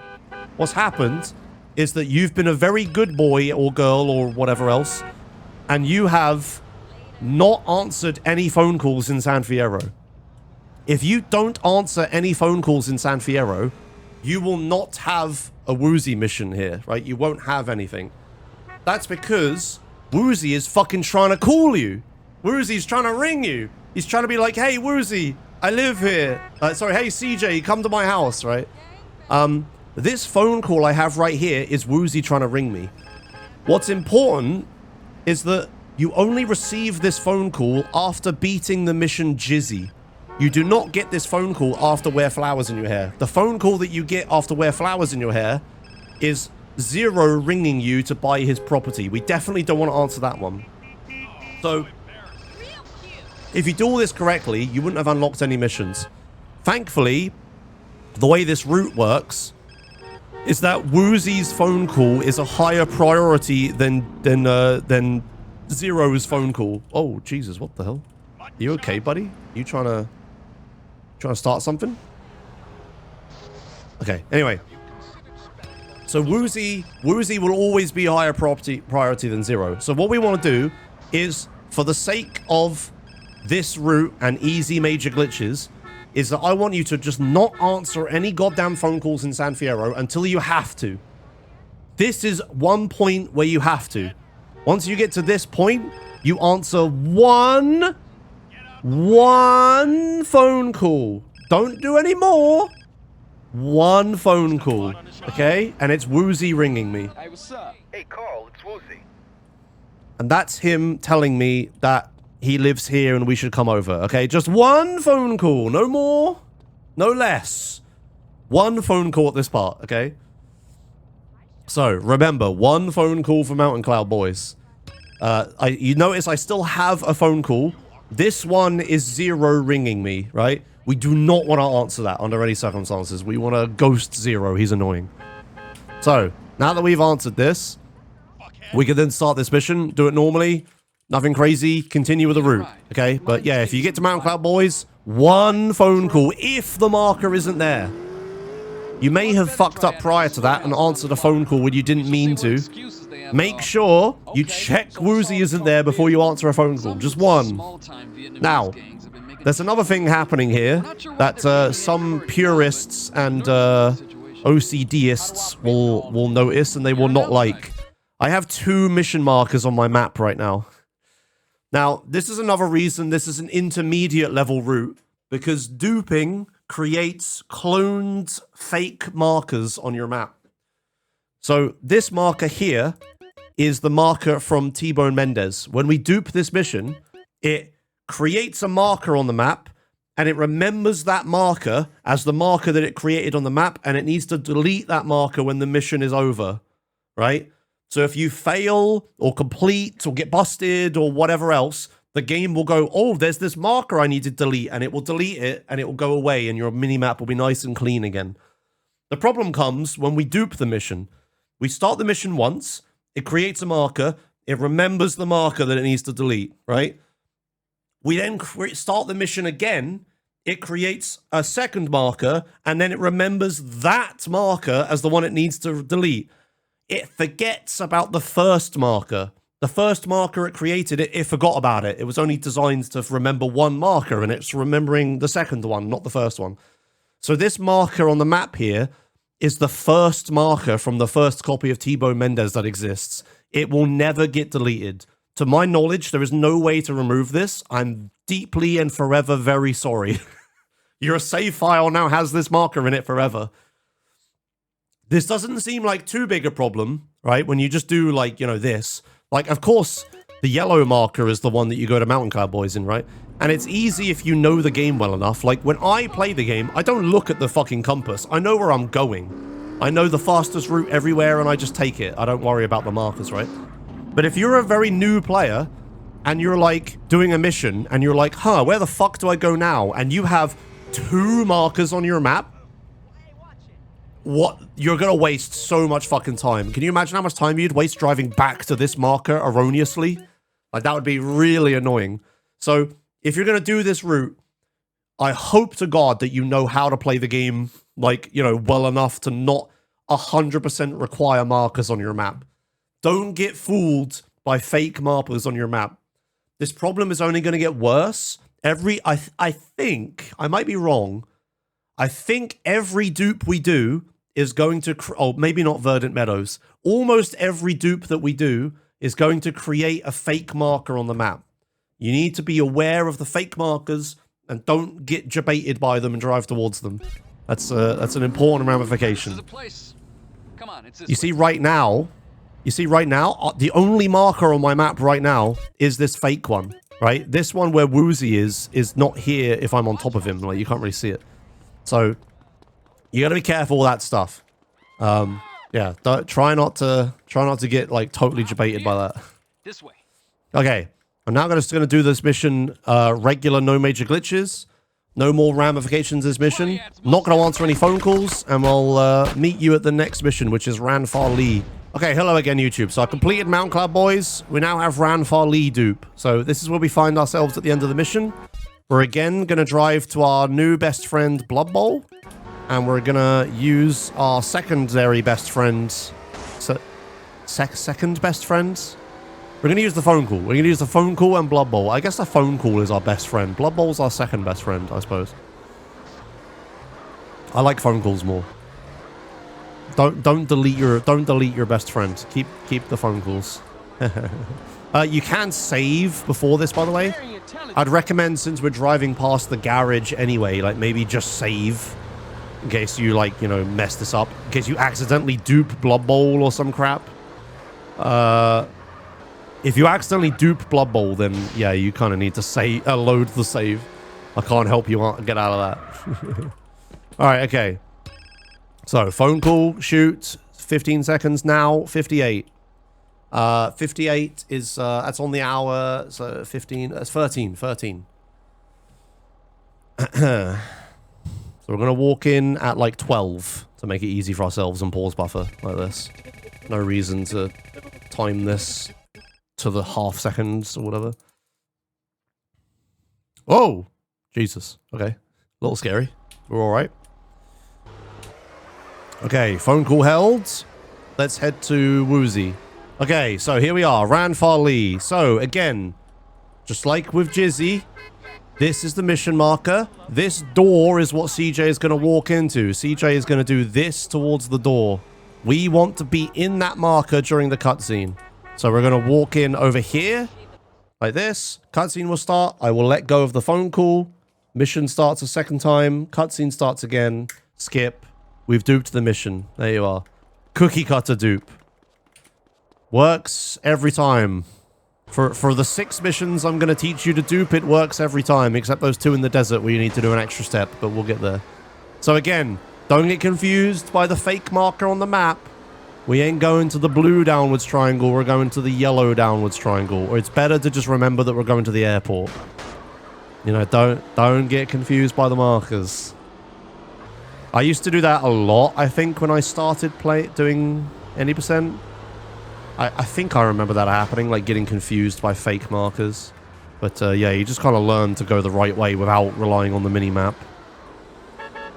So, important thing with this mission. This is our first dupe.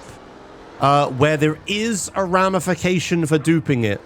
There is something you need to remember. You will fail this mission if you dupe it and you don't preemptively do a thing. I think this is one of like the only ones that does this. This is the only ramification for a cookie cutter dupe. So I'm going to go into this car park and we're going to go and steal a car. So we're going to just park up here. There's a strat I could have done, but I won't. We're going to go over here and here's this car here. It's a red something. I don't know what this car's called. It's red, whatever the point is. That's all that matters. A banana. It's a red banana. Thank you. When we get into this car, we're going to notice that something funny has happened. So this is a thing that can happen when you dupe missions, is that sometimes there can be two of things. This banana right here, there's actually two of them. There's two of them inside of each other right now. They're both invincible and locked in place, so they're not like flinging out of each other and doing anything crazy or anything. But there's actually two of them right now. When I get into one, first of all, thankfully, CJ will get into the real one and not the fake one, so you don't need to worry about any of that crap. But what will happen is when I get into it, CJ's copy is going to pop out of the other one and then start rolling over. If you don't do anything, you will blow up and die. Right, which is bad. So what you need to do here is you need to get into the car, you need to skip the cutscene as quick as possible, and then roll the car over. Again, if you're learning this run, I'm assuming, hoping, intermediate level runner, right? You know how to play the game. You know how to flip vehicles over in San Andreas, right? You've done no major glitches, you've flipped your fair share of vehicles, you've learned how to do it. So that's why we're allowing this in easy major glitches. It's the only dupe with a nasty ramification like this. But if you just remember that, and you remember you have to flip the car over when you spawn, you'll all be good. The rest of the mission is totally normal. So, we're going to get in the car, and we're going to skip the cutscene as quick as possible. You can see how the door is still shut, right? That's because there's two of them. Do you see? Skip this cutscene. Oh, my car didn't flip over. Well, that's a bad demonstration. I got lucky. But what can happen is the car will flip out and start rolling. What you want to do is you want to like... Oh, shit. Hello. I didn't know you were going to do that. He's going to kill me. Don't do that, friend. Oof. Okay. Fuck off. What's going to happen is the car's going to start rolling over. What I want you to do... In fact, I want to fail this because I want to show you this properly. What you're going to do is you're going to roll into the... You're going to play into the roll, right? I want you to continue rolling. Okay, so we're back here again. Hopefully it acts the way I want it to. So I'll get in. You see, when I open the door, there's a second door, right? Because there's actually two of this car in one spot. So we're going to get in. Skip the cutscene. Yeah, there we go. That's what I'm looking for. So this cutscene happens. We lean into the roll, and we complete a full 360 rollover. If you don't do that, you're gonna fail the mission, and it's gonna blow up and stuff. Now, you can see how there's two of these guys here, right? This is like another ramification. There's double of those guys, so they don't actually block you off.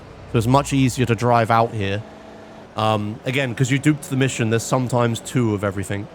I believe that stops happening now, and from this point, the mission acts totally normally. Yeah, there's only like one enemy here, for example. So from here, normal, no major glitches, strats apply. Just do the rest of the mission, drive the rest of the way, and you'll have completed 2 missions at once. All right, mission completed.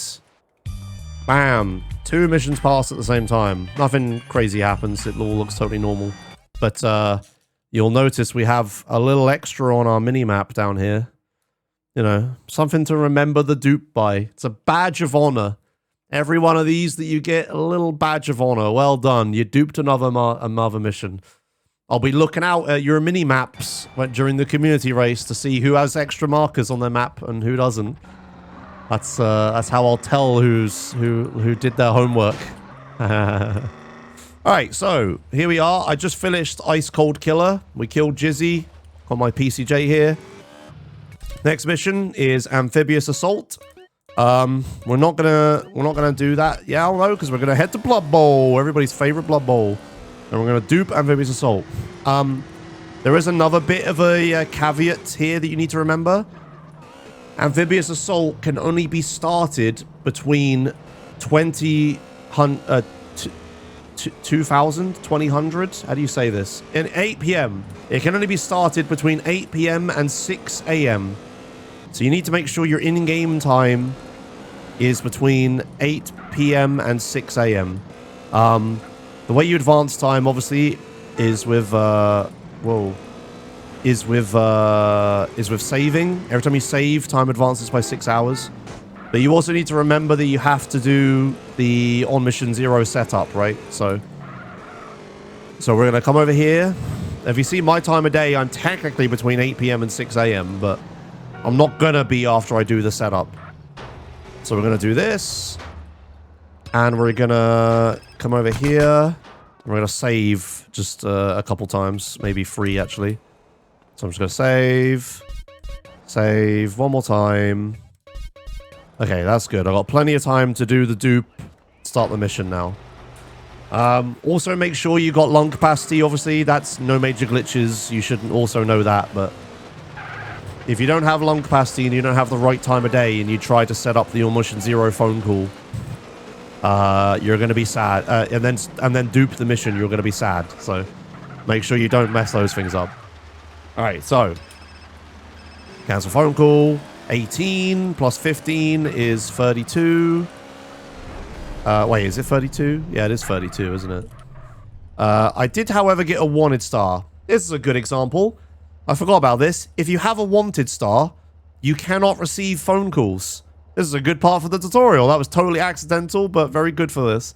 Yeah, so I accidentally got a wanted star on the way here, and now the phone call won't ring. Yeah, now it rings as soon as the phone call, as soon as the wanted star goes away again. So we just do this again. 49, it's 56. 56? No, regular 6. Yeah, regular 6. Yeah, if you get a wanted star, you can either load your safety save or, you know, just wait it out like me. Oh, 4. What am I doing? Tutorialing is hard. All right, 7 plus 15 is definitely 22. I like how chat knows better than I do now after I've been teaching everybody. Okay, so we walk in at 21, which is 1 second before. Wait for 22. Phone call happens. We go over here. Lovely. Hold the phone call. Ring, ring, ring. Okay, and over to Amphibious Assault. If you have an SMG here, by the way, and you're on a bike like I am, you will be stuck shooting it while you're holding the phone call. CJ will just go ba ba ba ba ba ba ba ba ba with the gun because you're holding the secondary fire button. Thankfully, I don't have any SMG ammo because I've died and all sorts of stuff while recording this tutorial. So, yeah, I don't have that problem right now. So we're at the right. So here's your checks. We're at the right time of day. It's 2 a.m. I'm gonna be there. I have lung capacity. Gonna go up. And again, cookie got to dupe. So we're going to go this part of the marker. So CJ walks like this. And we're going to walk in. Cutscene starts. Let go of the phone call. Cutscene starts again. Skip. And we're in. Just like that. Now, the thing with Amphibious Assault dupe is that just like all the dupes, it has some ramifications. I think I said they didn't earlier, but this one, they have minor ramifications. Nothing massive. In here, there will be, there's going to be a couple changes. First of all, the boats that attack you, there's 2 of them. I'm very sorry, but there's now double the boats attacking you. So you got to watch out for those. Thankfully, though, the boats spawn inside of each other, so they do get stuck. I'll show you in a second. Again, I'm doing no major glitches strats here. If you don't know how to do these, you shouldn't be doing easy major glitches. But if we run over here, you can see that the boats here, there's like 2 of them and they're stuck inside of each other. It's good in the sense that they won't be able to chase you. However, there are twice as many enemies. Sometimes the boats blow up like that, which is very good. But sometimes they don't. So if you want to play really safe, you can climb over here like this, and you can shoot rockets at these boats and blow them up. I recommend it a little bit if you're worried about these guys killing you. But yeah, this is a thing you can do. Unfortunately, we can't really... Oh no, I can hit this boat over here. Hopefully that works. I don't know if that reaches, actually. But anyway. You can blow up some of the boats. Right. Resuming NMG strats for a moment. So I'm going to take the bike. These might be out-of-date NMG strats, actually. Maybe Ben's are more up-to-date than mine. I'm not really sure. Whoop. I haven't done NMG in a while, so I might be a little out-of-date. Grab the armor. Right, there's one more ramification this mission as well, but it's a funny one. Also new marker on the map. Oh yeah, we have a new marker. It's this one. Congratulations, you have unlocked a new fake marker. I don't know if the boats keep their markers or not. It doesn't look like it, does it? No, because they're dead. Yeah, the boats don't keep the markers. Right, these guys are still alive, so they're going to kill me a bit here. Well, I should be able to survive if I'm quick enough. Ooh. Okay, right. Right, okay, so when we're on this boat, normally what you're supposed to do is you're supposed to kill all the enemies that are around before you can progress the mission, right?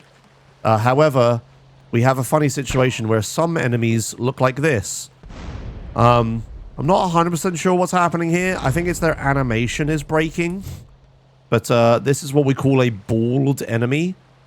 Just ignore these ones. You can kill them. But it's like totally unnecessary. They don't do anything.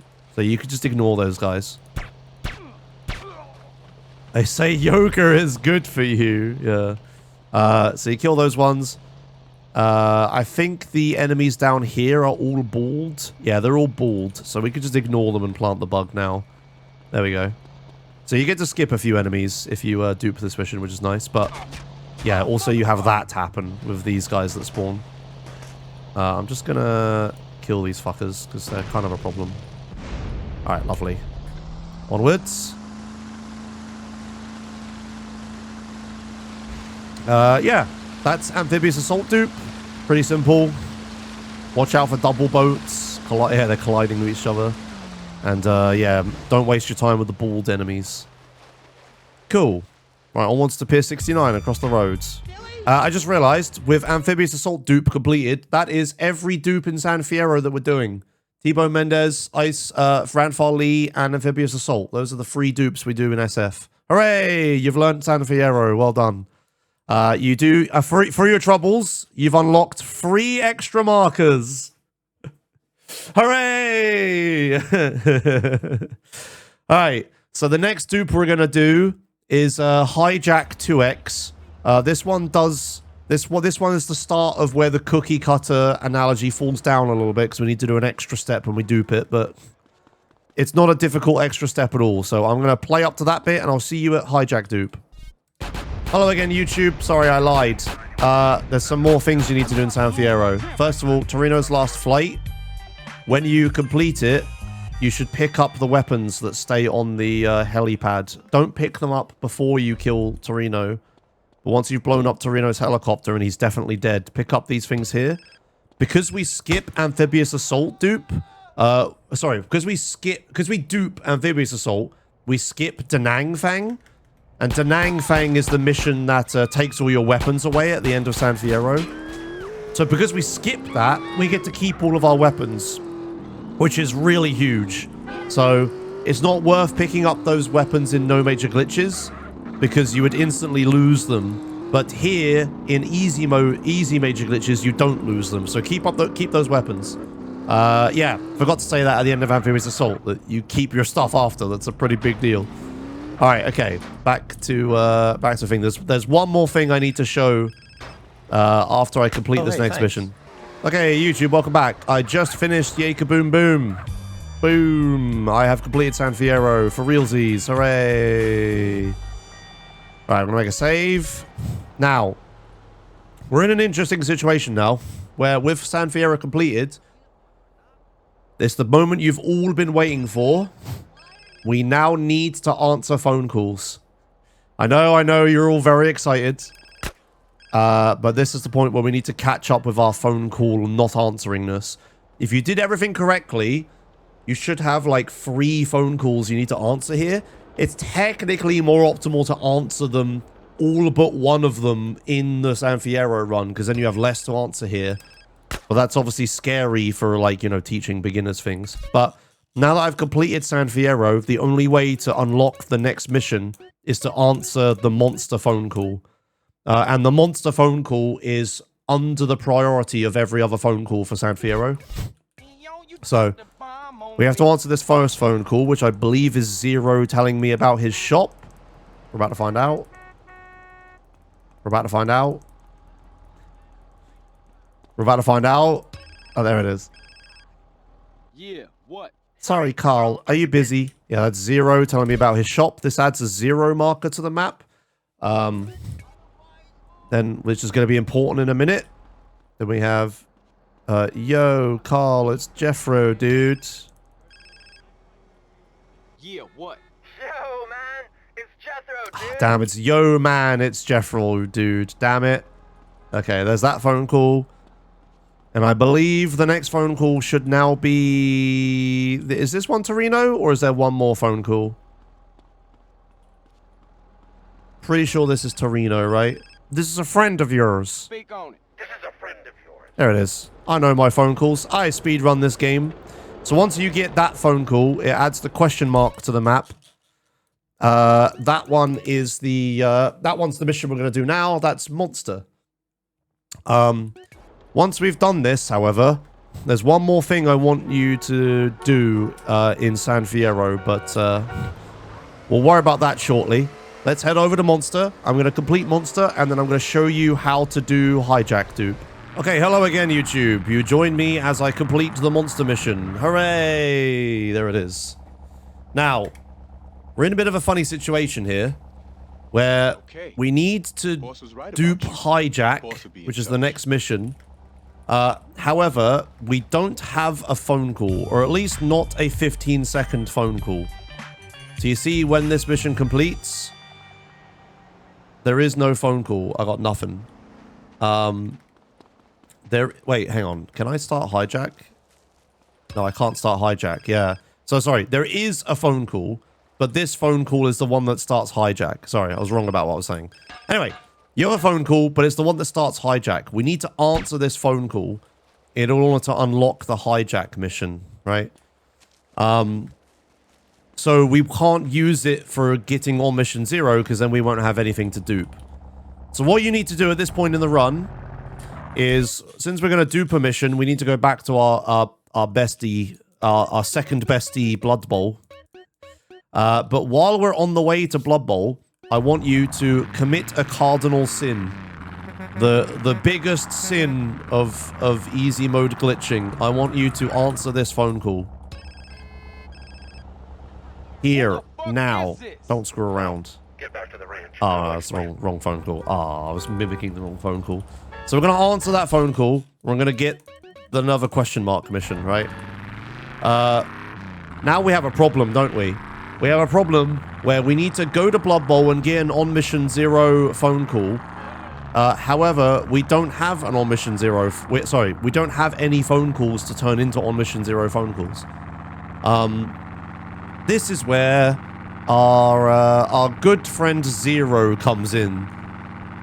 Zero on the map. When you go here, this isn't actually a mission. This is Zero's property. And when you go there, if you buy his property, you then unlock the 0 missions. You don't need to do them. They're optional and stuff, of course. But what we're interested in is the phone call. If we buy that 0 property, we get given a 15-second phone call that we can use for duping things. And we don't care about answering it because it only unlocks 0 and we don't need to do that. So what we're going to do is on our way to Blood Bowl, we're going to take a little pit stop at 0 to obtain a fresh phone call. There is a little bit of a sticking point here, though. Whereas, so far, I have only taught you about 15-second phone calls. And how we use them for duping and stuff. And we don't have any... phone calls right now. However, if I get out of the monster truck, you'll notice that the phone rings. Josh, if we don't have any 15-second phone calls, what the fuck is this? This is a Catalina phone call. Occasionally, Catalina will phone you to, like, ring you or pretend that she's ringing Claude or whatever. This is the one where if I answer it, she goes, pig! Catalina, is that you? All right, that phone call. We don't want to answer that. It might seem like it doesn't really matter because it's a 1-minute phone call. At this point, real-time Joshimus makes a mistake. You don't actually have to worry about this phone call at all. You can go ahead and answer it. I thought you needed to keep it for Los Venturas, but it turns out you don't. You can just answer it. Minute phone call, then buy 0. Gotta be careful because buying 0 is the same button as answering that phone call. So make sure you cancel that. So now that I have the this phone call, we're gonna head on over to Blood Bowl and we're gonna do everything we did like usual. We're gonna set up the On Mission 0 phone call, yada yada yada, and then we're gonna go back to Hijack. As someone pointed out in chat, it's actually faster to start Hijack to get the PCJ than like kill Caesar to fail Hijack and then use the PCJ to drive back here with. That would have been faster than taking the monster truck, but it's not really required, so I didn't teach it here, but that would be faster. All right, 36, 51. 51, then we pause buffer, and then we walk into the marker, get on Mission 0 phone call, and head on back over to Truth's place. All right, hello again, YouTube. I've made it back to Torino's ranch. I have the On Mission 0 phone call. Now, this is where we're in the desert. Hello, Jesus Catsack. You can be in the YouTube video because you interrupted me as I was saying that. Now that we're in the desert, we have to do an extra step to our cookie cutter duping here. So it's not as simple as just taking our cookie cutter and slapping it into the cookie dough.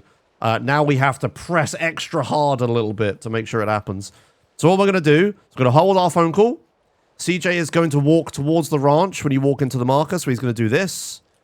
So we need to make sure we walk in this edge of the marker. So I'm going to walk in, and I'm going to release the phone call. Now you may notice something. The mission didn't dupe. Hey, Carl. This is our extra step.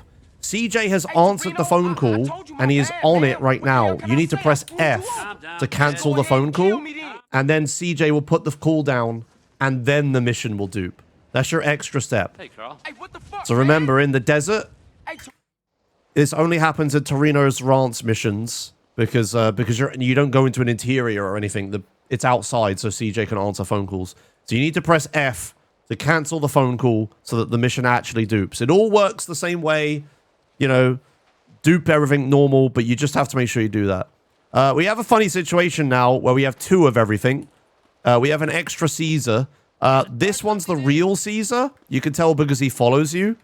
This Caesar here is fake. We don't need him. It doesn't matter if he dies and stuff, right? It's fine.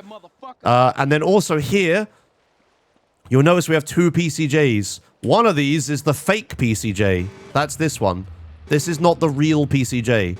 The way we can tell is that the real PCJ has a blue thing on top of it, whereas the fake PCJ does not.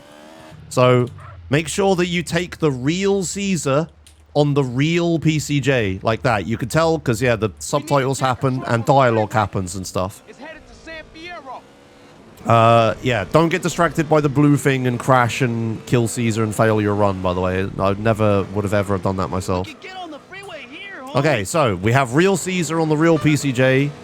The rest of the mission is totally normal, regular, no major glitches stuff. I don't think there's traffic, though, which is actually an added benefit.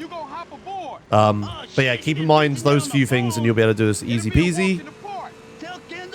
I believe this should be the same. We're about to find out, I guess. It looks the same to me. Yeah, there's just one lorry. All good. Why no traffic? I don't know, man. Whatever. There's no traffic. Who cares? It's not because interior world, I guess. Maybe there's just too many vehicles loaded. I don't fucking know, man. It is faster to ride to the edge of the bridge. I tried to do it, but I messed it up. It don't matter. Can we do this already? Have I done it? Am I dumb? Oh, I've done it. I'm just silly. Whoops. Again, that's all no major glitches stuff. I'm not explaining that in this video. You need to... I'm making sure people fucking learn no major glitches before they do this. For God's sake. For the love of God, don't jump straight into this. Alright, okay. Back it up. Turn around. Okay, Down we CJ, go. bring back to the garage.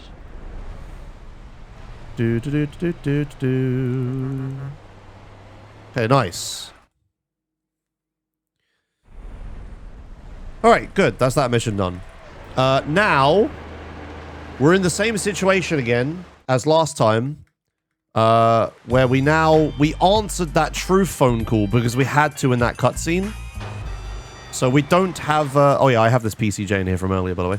We don't have... oh, it's an FCR, actually. We don't have that Zero phone call anymore. We answered it. So Zero will not ring us now.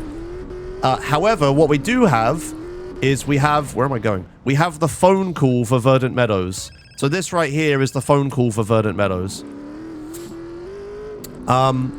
However, this mission is funny, where for some reason... you can start this mission without answering its phone call. So if I make a save real quick, just to demonstrate this. Okay, so if I come here, and I haven't answered this phone call, right? I can't get it because I have a wanted star right now. There it is. This is the phone call for Verdant Meadows. But if I just cancel this and not answer it like this, I still can start this mission. This happens a few times in San Andreas where the mission is actually unlocked, but the phone call is only to, like, add the marker to the map. So what we're going to do here is we're going to use Verdant Meadows' own phone call to dupe it. And this will skip NOE, which is a mission you probably don't want to do. Oh yeah, Hijack dupe skips interdiction, by the way, so you don't need to get the homing rockets in Monster. I forgot to say that. That was actually an important thing to point out. Yeah, don't bother getting the homing rockets. You don't need them. We're not doing interdiction. And yeah, this skips NOE, which is a really annoying mission to do. So, just like always, cookie cutter dupe.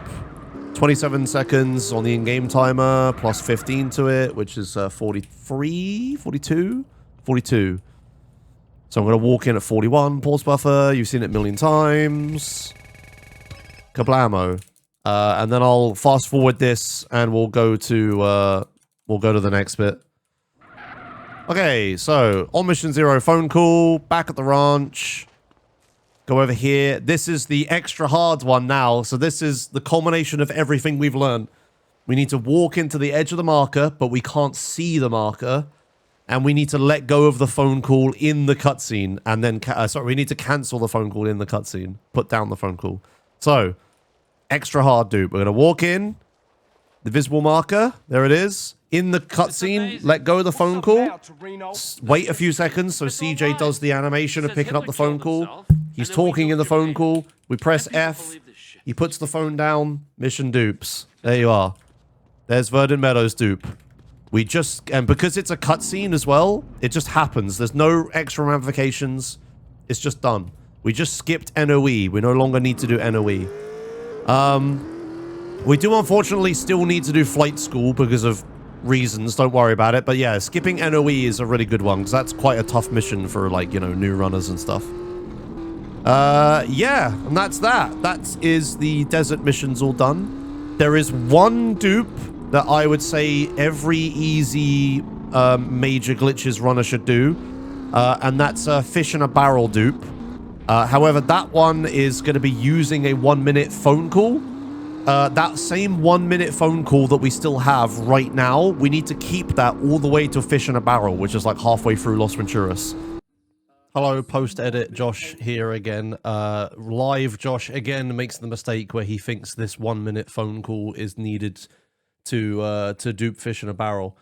We specifically actually made the easy major glitches route to be that you unlock a 1-minute phone call the mission before you need it.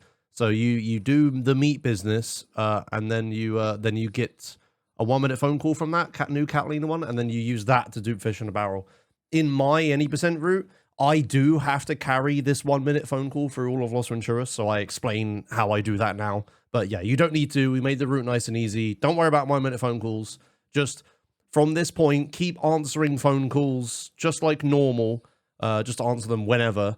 Right up until meat business, and then stop answering them, and we use that for the duper, which I show correctly in a minute. Since I just answered that phone call for demonstrational purposes, and fish in a barrel is really far from here, I'm going to load one of my practice saves to show fish in a barrel dupe. Fish in a barrel dupe, yeah, is somewhat difficult. because you've got some extra steps. But yeah, it's still totally worth it to skip free fall. So I'm gonna load a safety save, and I'm gonna show you that. Okay, hello YouTube. So I'm here after the meat business. If I included the previous clip, I should state that I was wrong about the 1 minute phone call. We specifically routed easy major glitches that you would get a new 1 minute phone call here. So just answer everything as normal in Los Venturas. Don't worry about holding the 1 minute phone call. So yeah, we're here after the meat business. I have the 1 minute Catalina phone call. So this phone call from Catalina will only ring once every 1 whole minute. So what I want you to do is after the meat business ends, I want you to look at what the in-game time is as soon as the meat business ends, as soon as the last cutscene's done. As soon as you gain control again, the 1 minute phone call will start counting. So from here, I'm going to replicate that by getting back in the car. 44 was when it rang. So 16:44 is when the phone call rang. You now have until exactly 17:44 to get over to bike school.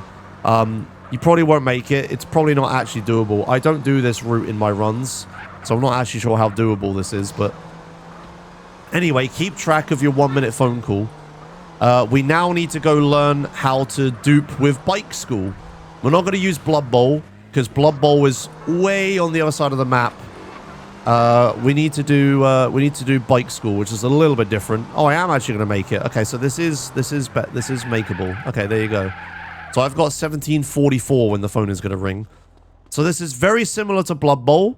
What I'm going to do is I'm going to stand at the marker, and I'm going to pause buffer once the marker happens. However, I need to do something different here. I need to hold the phone call before the driving school starts. So I'm pause buffering. As soon as the phone starts ringing, I'm going to hold the phone call and let go of pause. Now, when you do that, one of two things can happen. In this instance, when I let go of pause, it was paused. If this happens, keep holding your phone call button and then make sure you unpause 1 time. The reason this is important is because if you pause while holding the phone call, CJ will answer the phone call. So you have to make sure you're careful with that. So if you unpause and the game remains paused, make sure you carefully unpause once, like this. So you hear the phone's ringing. I'm now holding it, and I'm in bike school. Once you're in this state, you just press F to cancel bike school. And now I have an On Mission 0 Catalina phone call like this. There you go. So I have the On Mission 0 phone call. You can tell because the mini-map and stuff. I'm going to then do this the other way. Yeah, there's another way this can go, where if you're holding the phone call and you pause buffer, when you let go of pause, you're unpaused like that. I'm actually amazed I hit that. If that happens, you don't need to do anything else. Just make sure you don't accidentally pause an extra time. Because if you do that, you can see how the stats screen flickers like this when I do this. That means you'll, like, answer the phone. So you got to be careful of that. So I'm going to wait for my... I'm gonna do it slowly. Show it all again. Wait for my 1 minute phone call. The reason you want to try to time your phone call beforehand is because waiting for like several minutes here is quite slow, right? But skipping free fall is totally worth it. Because free fall is a really long mission and it's a really annoying mission to do as well. Okay, so we're almost there. So again, walk in, pause buffer. As soon as you hold the phone, hear the phone ringing, hold the button and let go of pause. Like that. There you are. And then cancel bike school. I now have bike school on Mission 0. So this is nice and easy like Blood Bowl. Not as easy as Blood Bowl because you need to hold the phone call quite quickly and not accidentally cancel it with pause buffering and stuff. But yeah, still totally doable. If you've got this far, you can do that. It's not too much harder. So now that we have the bike school 1 minute on Mission 0 phone call, we're going to not blow up my car, not drive the wrong way. We're going to head over to Fish in a Barrel. And then we're going to do the last dupe of easy major glitches. We're going to go do Fish in a Barrel dupe. So, drive along here. Now, this one's inside an interior. Small end of the tutorial. I hope this doesn't catch anybody out. I should have said this at the start. Note here. But if you're playing the Steam version of the game, you will not be able to hold phone calls inside of interiors. Don't know why. Just can't. So make sure you're playing like 1.0 or 1.01. So I'm still holding the phone call. We're going to run on over to the fish in a barrel marker. And then we're going to have a look at it. So again, when we start this, CJ is going to walk like this towards this door. So we want to be stood on this end of the marker. So we're going to stand here. We're going to let the cutscene start. We're going to let go of the phone call. Cutscene's going to start a second time. And then we've duped fish in a barrel, just like that. There you are. We've now skipped free fall. Hooray! Congratulations. You have now learned every single dupe of easy major glitches. I hope this was insightful. I hope you enjoyed it. Hope you have a good time in the Joshua's community race using this route.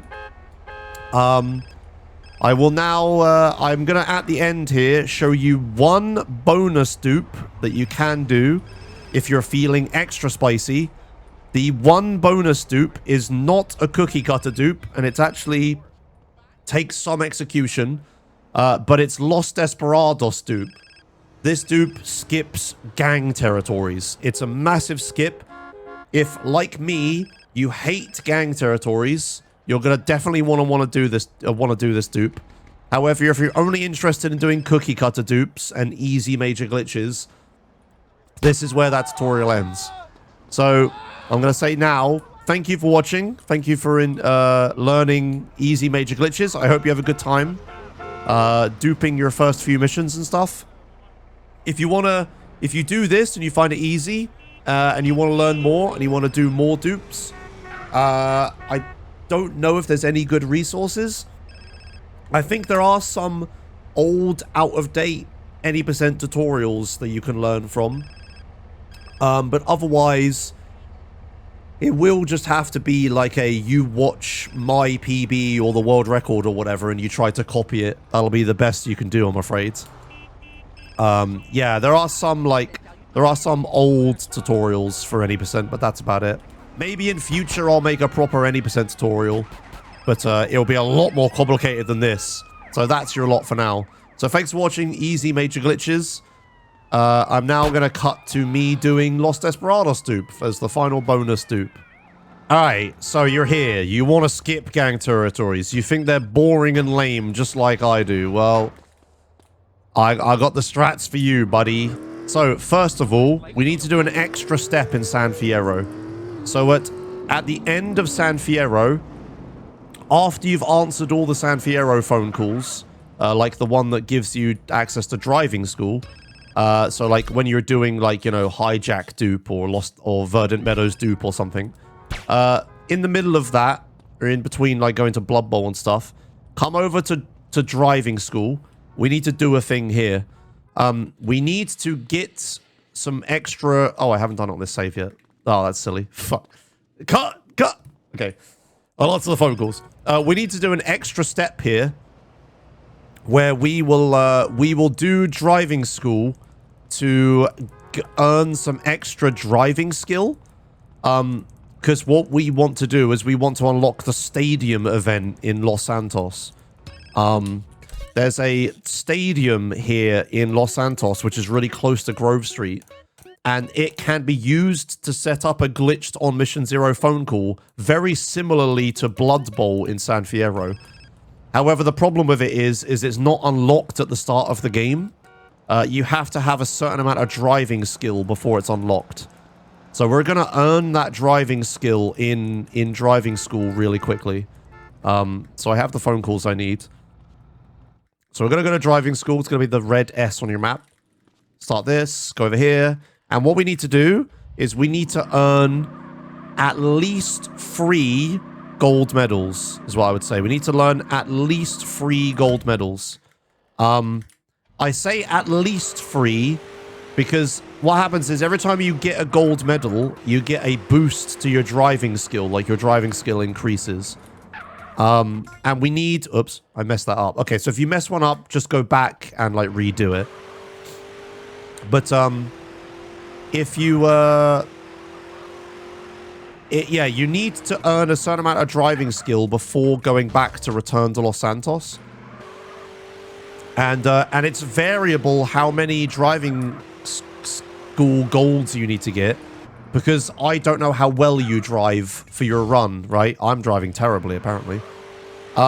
If in your run you drive all nice and cleanly and everything's all good and, you know, you earn driving skill a lot because you're not crashing into things, if you do that, you'll only need to actually get 2 gold medals here. However, as a new runner especially, you're very unlikely to do that. So I would say make sure you earn at least 3 gold medals here. I apparently can't do this while talking. I don't know why. But make sure you earn at least 3 gold medals here. If you know that you're going to be crashing a lot and you want to be like super duper safe, then get 4 gold medals. Do the 360, the 180, whip and terminate, and pop and control. If you want to be like super safe, is what I would say. If you get 4 gold medals, then you can probably most likely definitely do the thing. I will say that bronze and silvers don't really do anything. So make sure that you get gold medals. I am really terrible at this when I'm talking. Let me concentrate for half a second. Funny how if I stop talking, I can do it. Right. So there's my 4 gold medals. My driving skill should be a lot higher now. It's like annoying to demonstrate this to you, but it will be. Unfortunately, when you do driving skill, it does despawn the vehicle you took to come here. So just steal like whatever and go over to Blood Bowl. Try not to get bribed wanted stars though. There is a bribe star under the bridge here if you need to get under the motorway. Sorry, if you need to lose the wanted stars.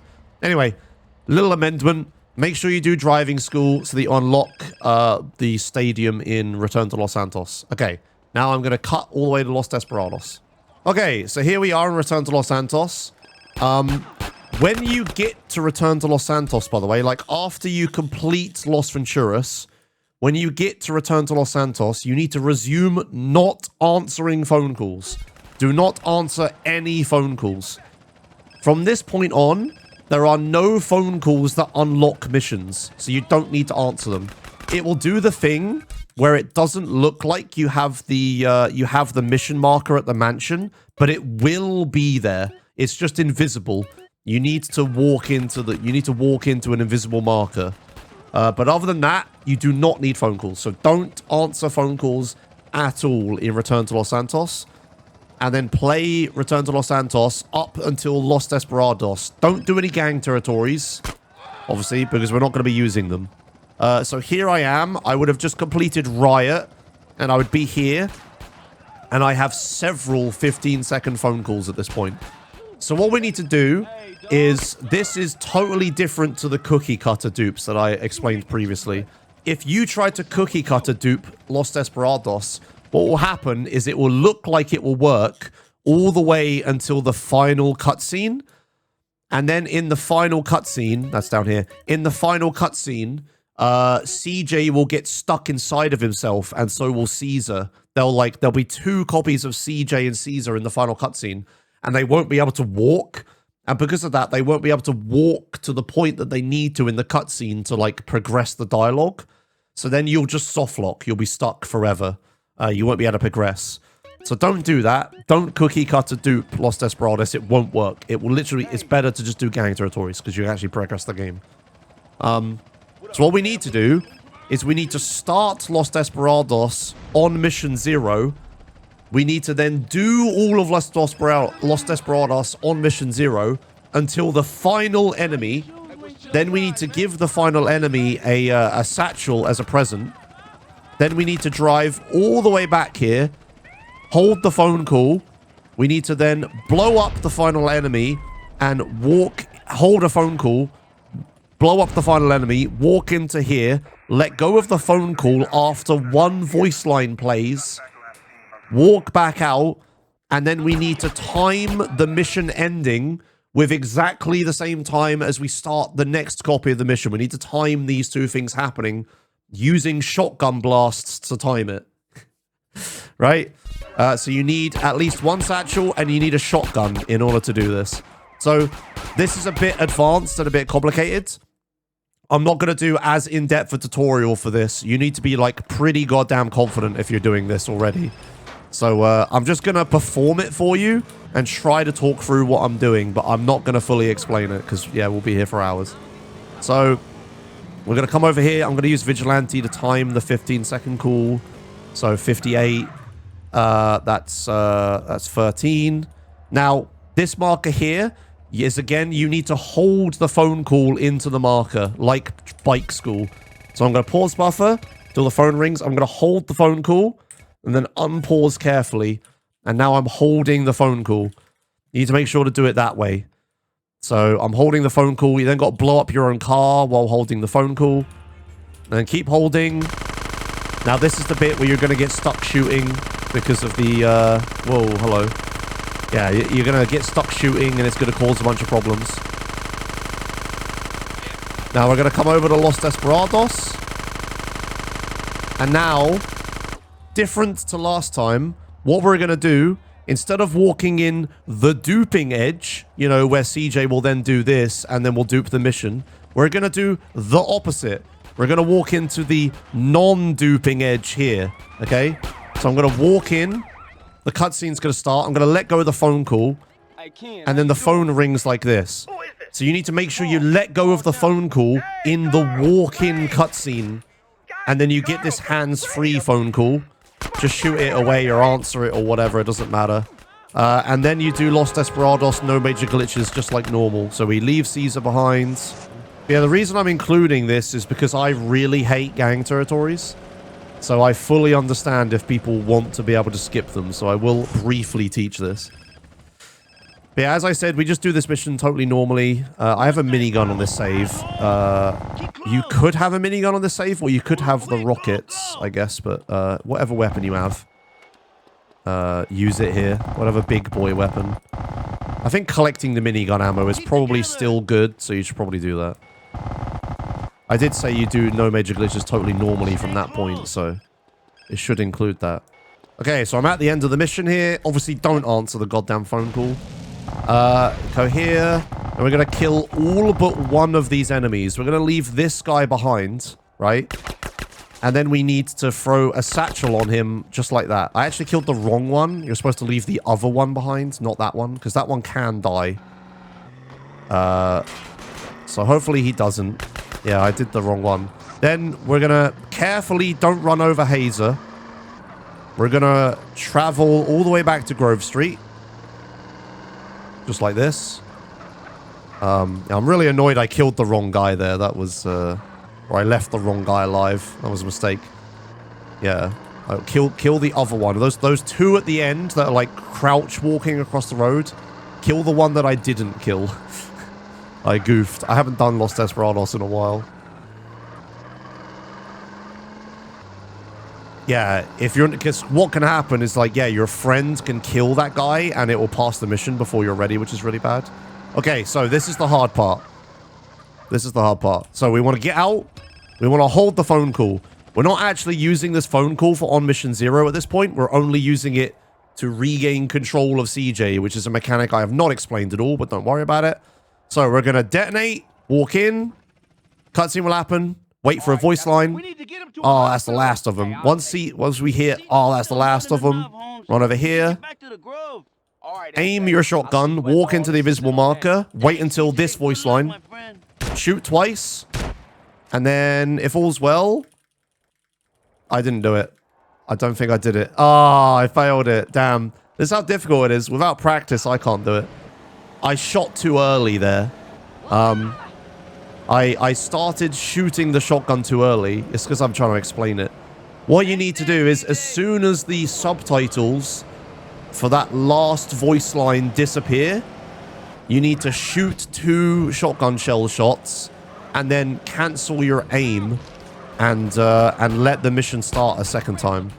But yeah, I fucked up. It's fine. It gives me a chance to do it correctly the second time.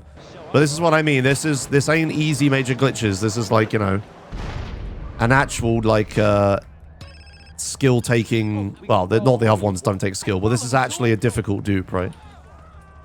Retake? No. We can show the fail. The fail is good. Now I'm gonna go kill I'm now going to go kill the correct guy as well, so we can see how I do that. We'll just do this again. Yeah, if you do what I did just there, redo the mission, I guess. There's two things that can happen. You can start the second copy like that, and the other copy will, like, fail to complete, and you get to do the mission again. The other version is you're too slow, and the mission passes before you can start the second copy, and then you're just fucked, because you just passed Los Desperados 1x. And then you're fucked. Then you go do gang territories. So make sure you don't fuck that up.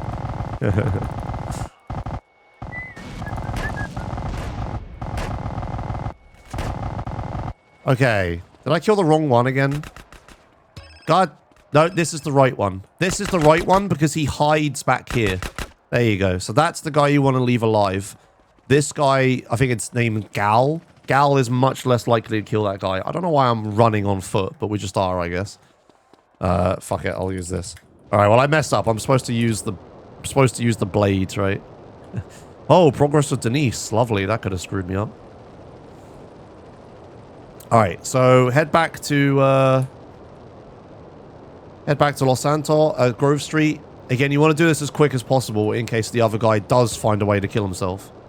Try to avoid that.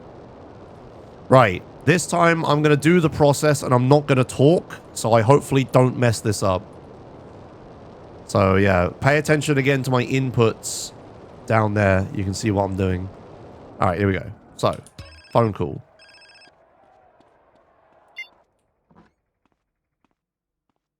We need to get him to a hospital. Hey, I'll take him. See, done more than enough, Holmes. You should get back to the Grove. All right, S.A. I'll see you after all this is settled down. Thanks, CJ, and good luck, my friend.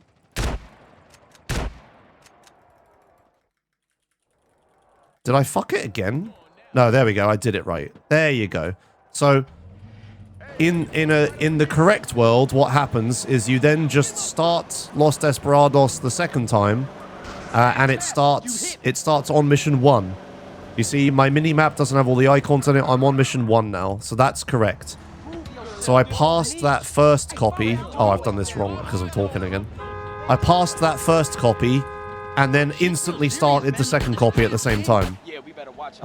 This is quite a slow process, as you can imagine, as the sun starts blinding me. This is quite a slow process, but it skips. Yeah, you stop aiming after the first shot. Yeah, you can just hold left click. But yeah, this is quite the slow process because you need to do this whole mission twice and all this extra crap. But skipping gang territories is so unbelievably worth it that it's still worth it to do. Like, gang territories is so much time, right? Yeah, so do the rest of this mission. You just do the rest of the mission totally normally. Nothing crazy. Okay, right. So, end of the mission. Now we just kill everybody normally. Like that. Beautiful. And then you get the sweet, sweet, sweet satisfaction of what happens when you dupe this mission. CJ, you done more than enough, Holmes. You should get back to the Grove. All right, S.A. I'll see you Ready? after all this is settled down. Here we go. Thanks, CJ, and good luck, my friend. Our good friend Big Smoke has a heart attack and dies. There he is. Beautiful. It's so cool when you do this. It looks so cool. It looks absolutely insane. Like a mission just starts out of nowhere. Oh, I kept my homies. Oh, that's nice. There you go. I hope you enjoyed the little extra bit to easy mode glitches. Yeah, I didn't explain that one as well or in depth. Messed it up and stuff, but you know how it is. All right. Thanks a lot for watching, YouTube. I hope this tutorial video is helpful, or if you just watched it for entertainment, I hope it was entertaining. And I'll see you in the Joshimus community race happening January 3rd. All right, see you later. Goodbye.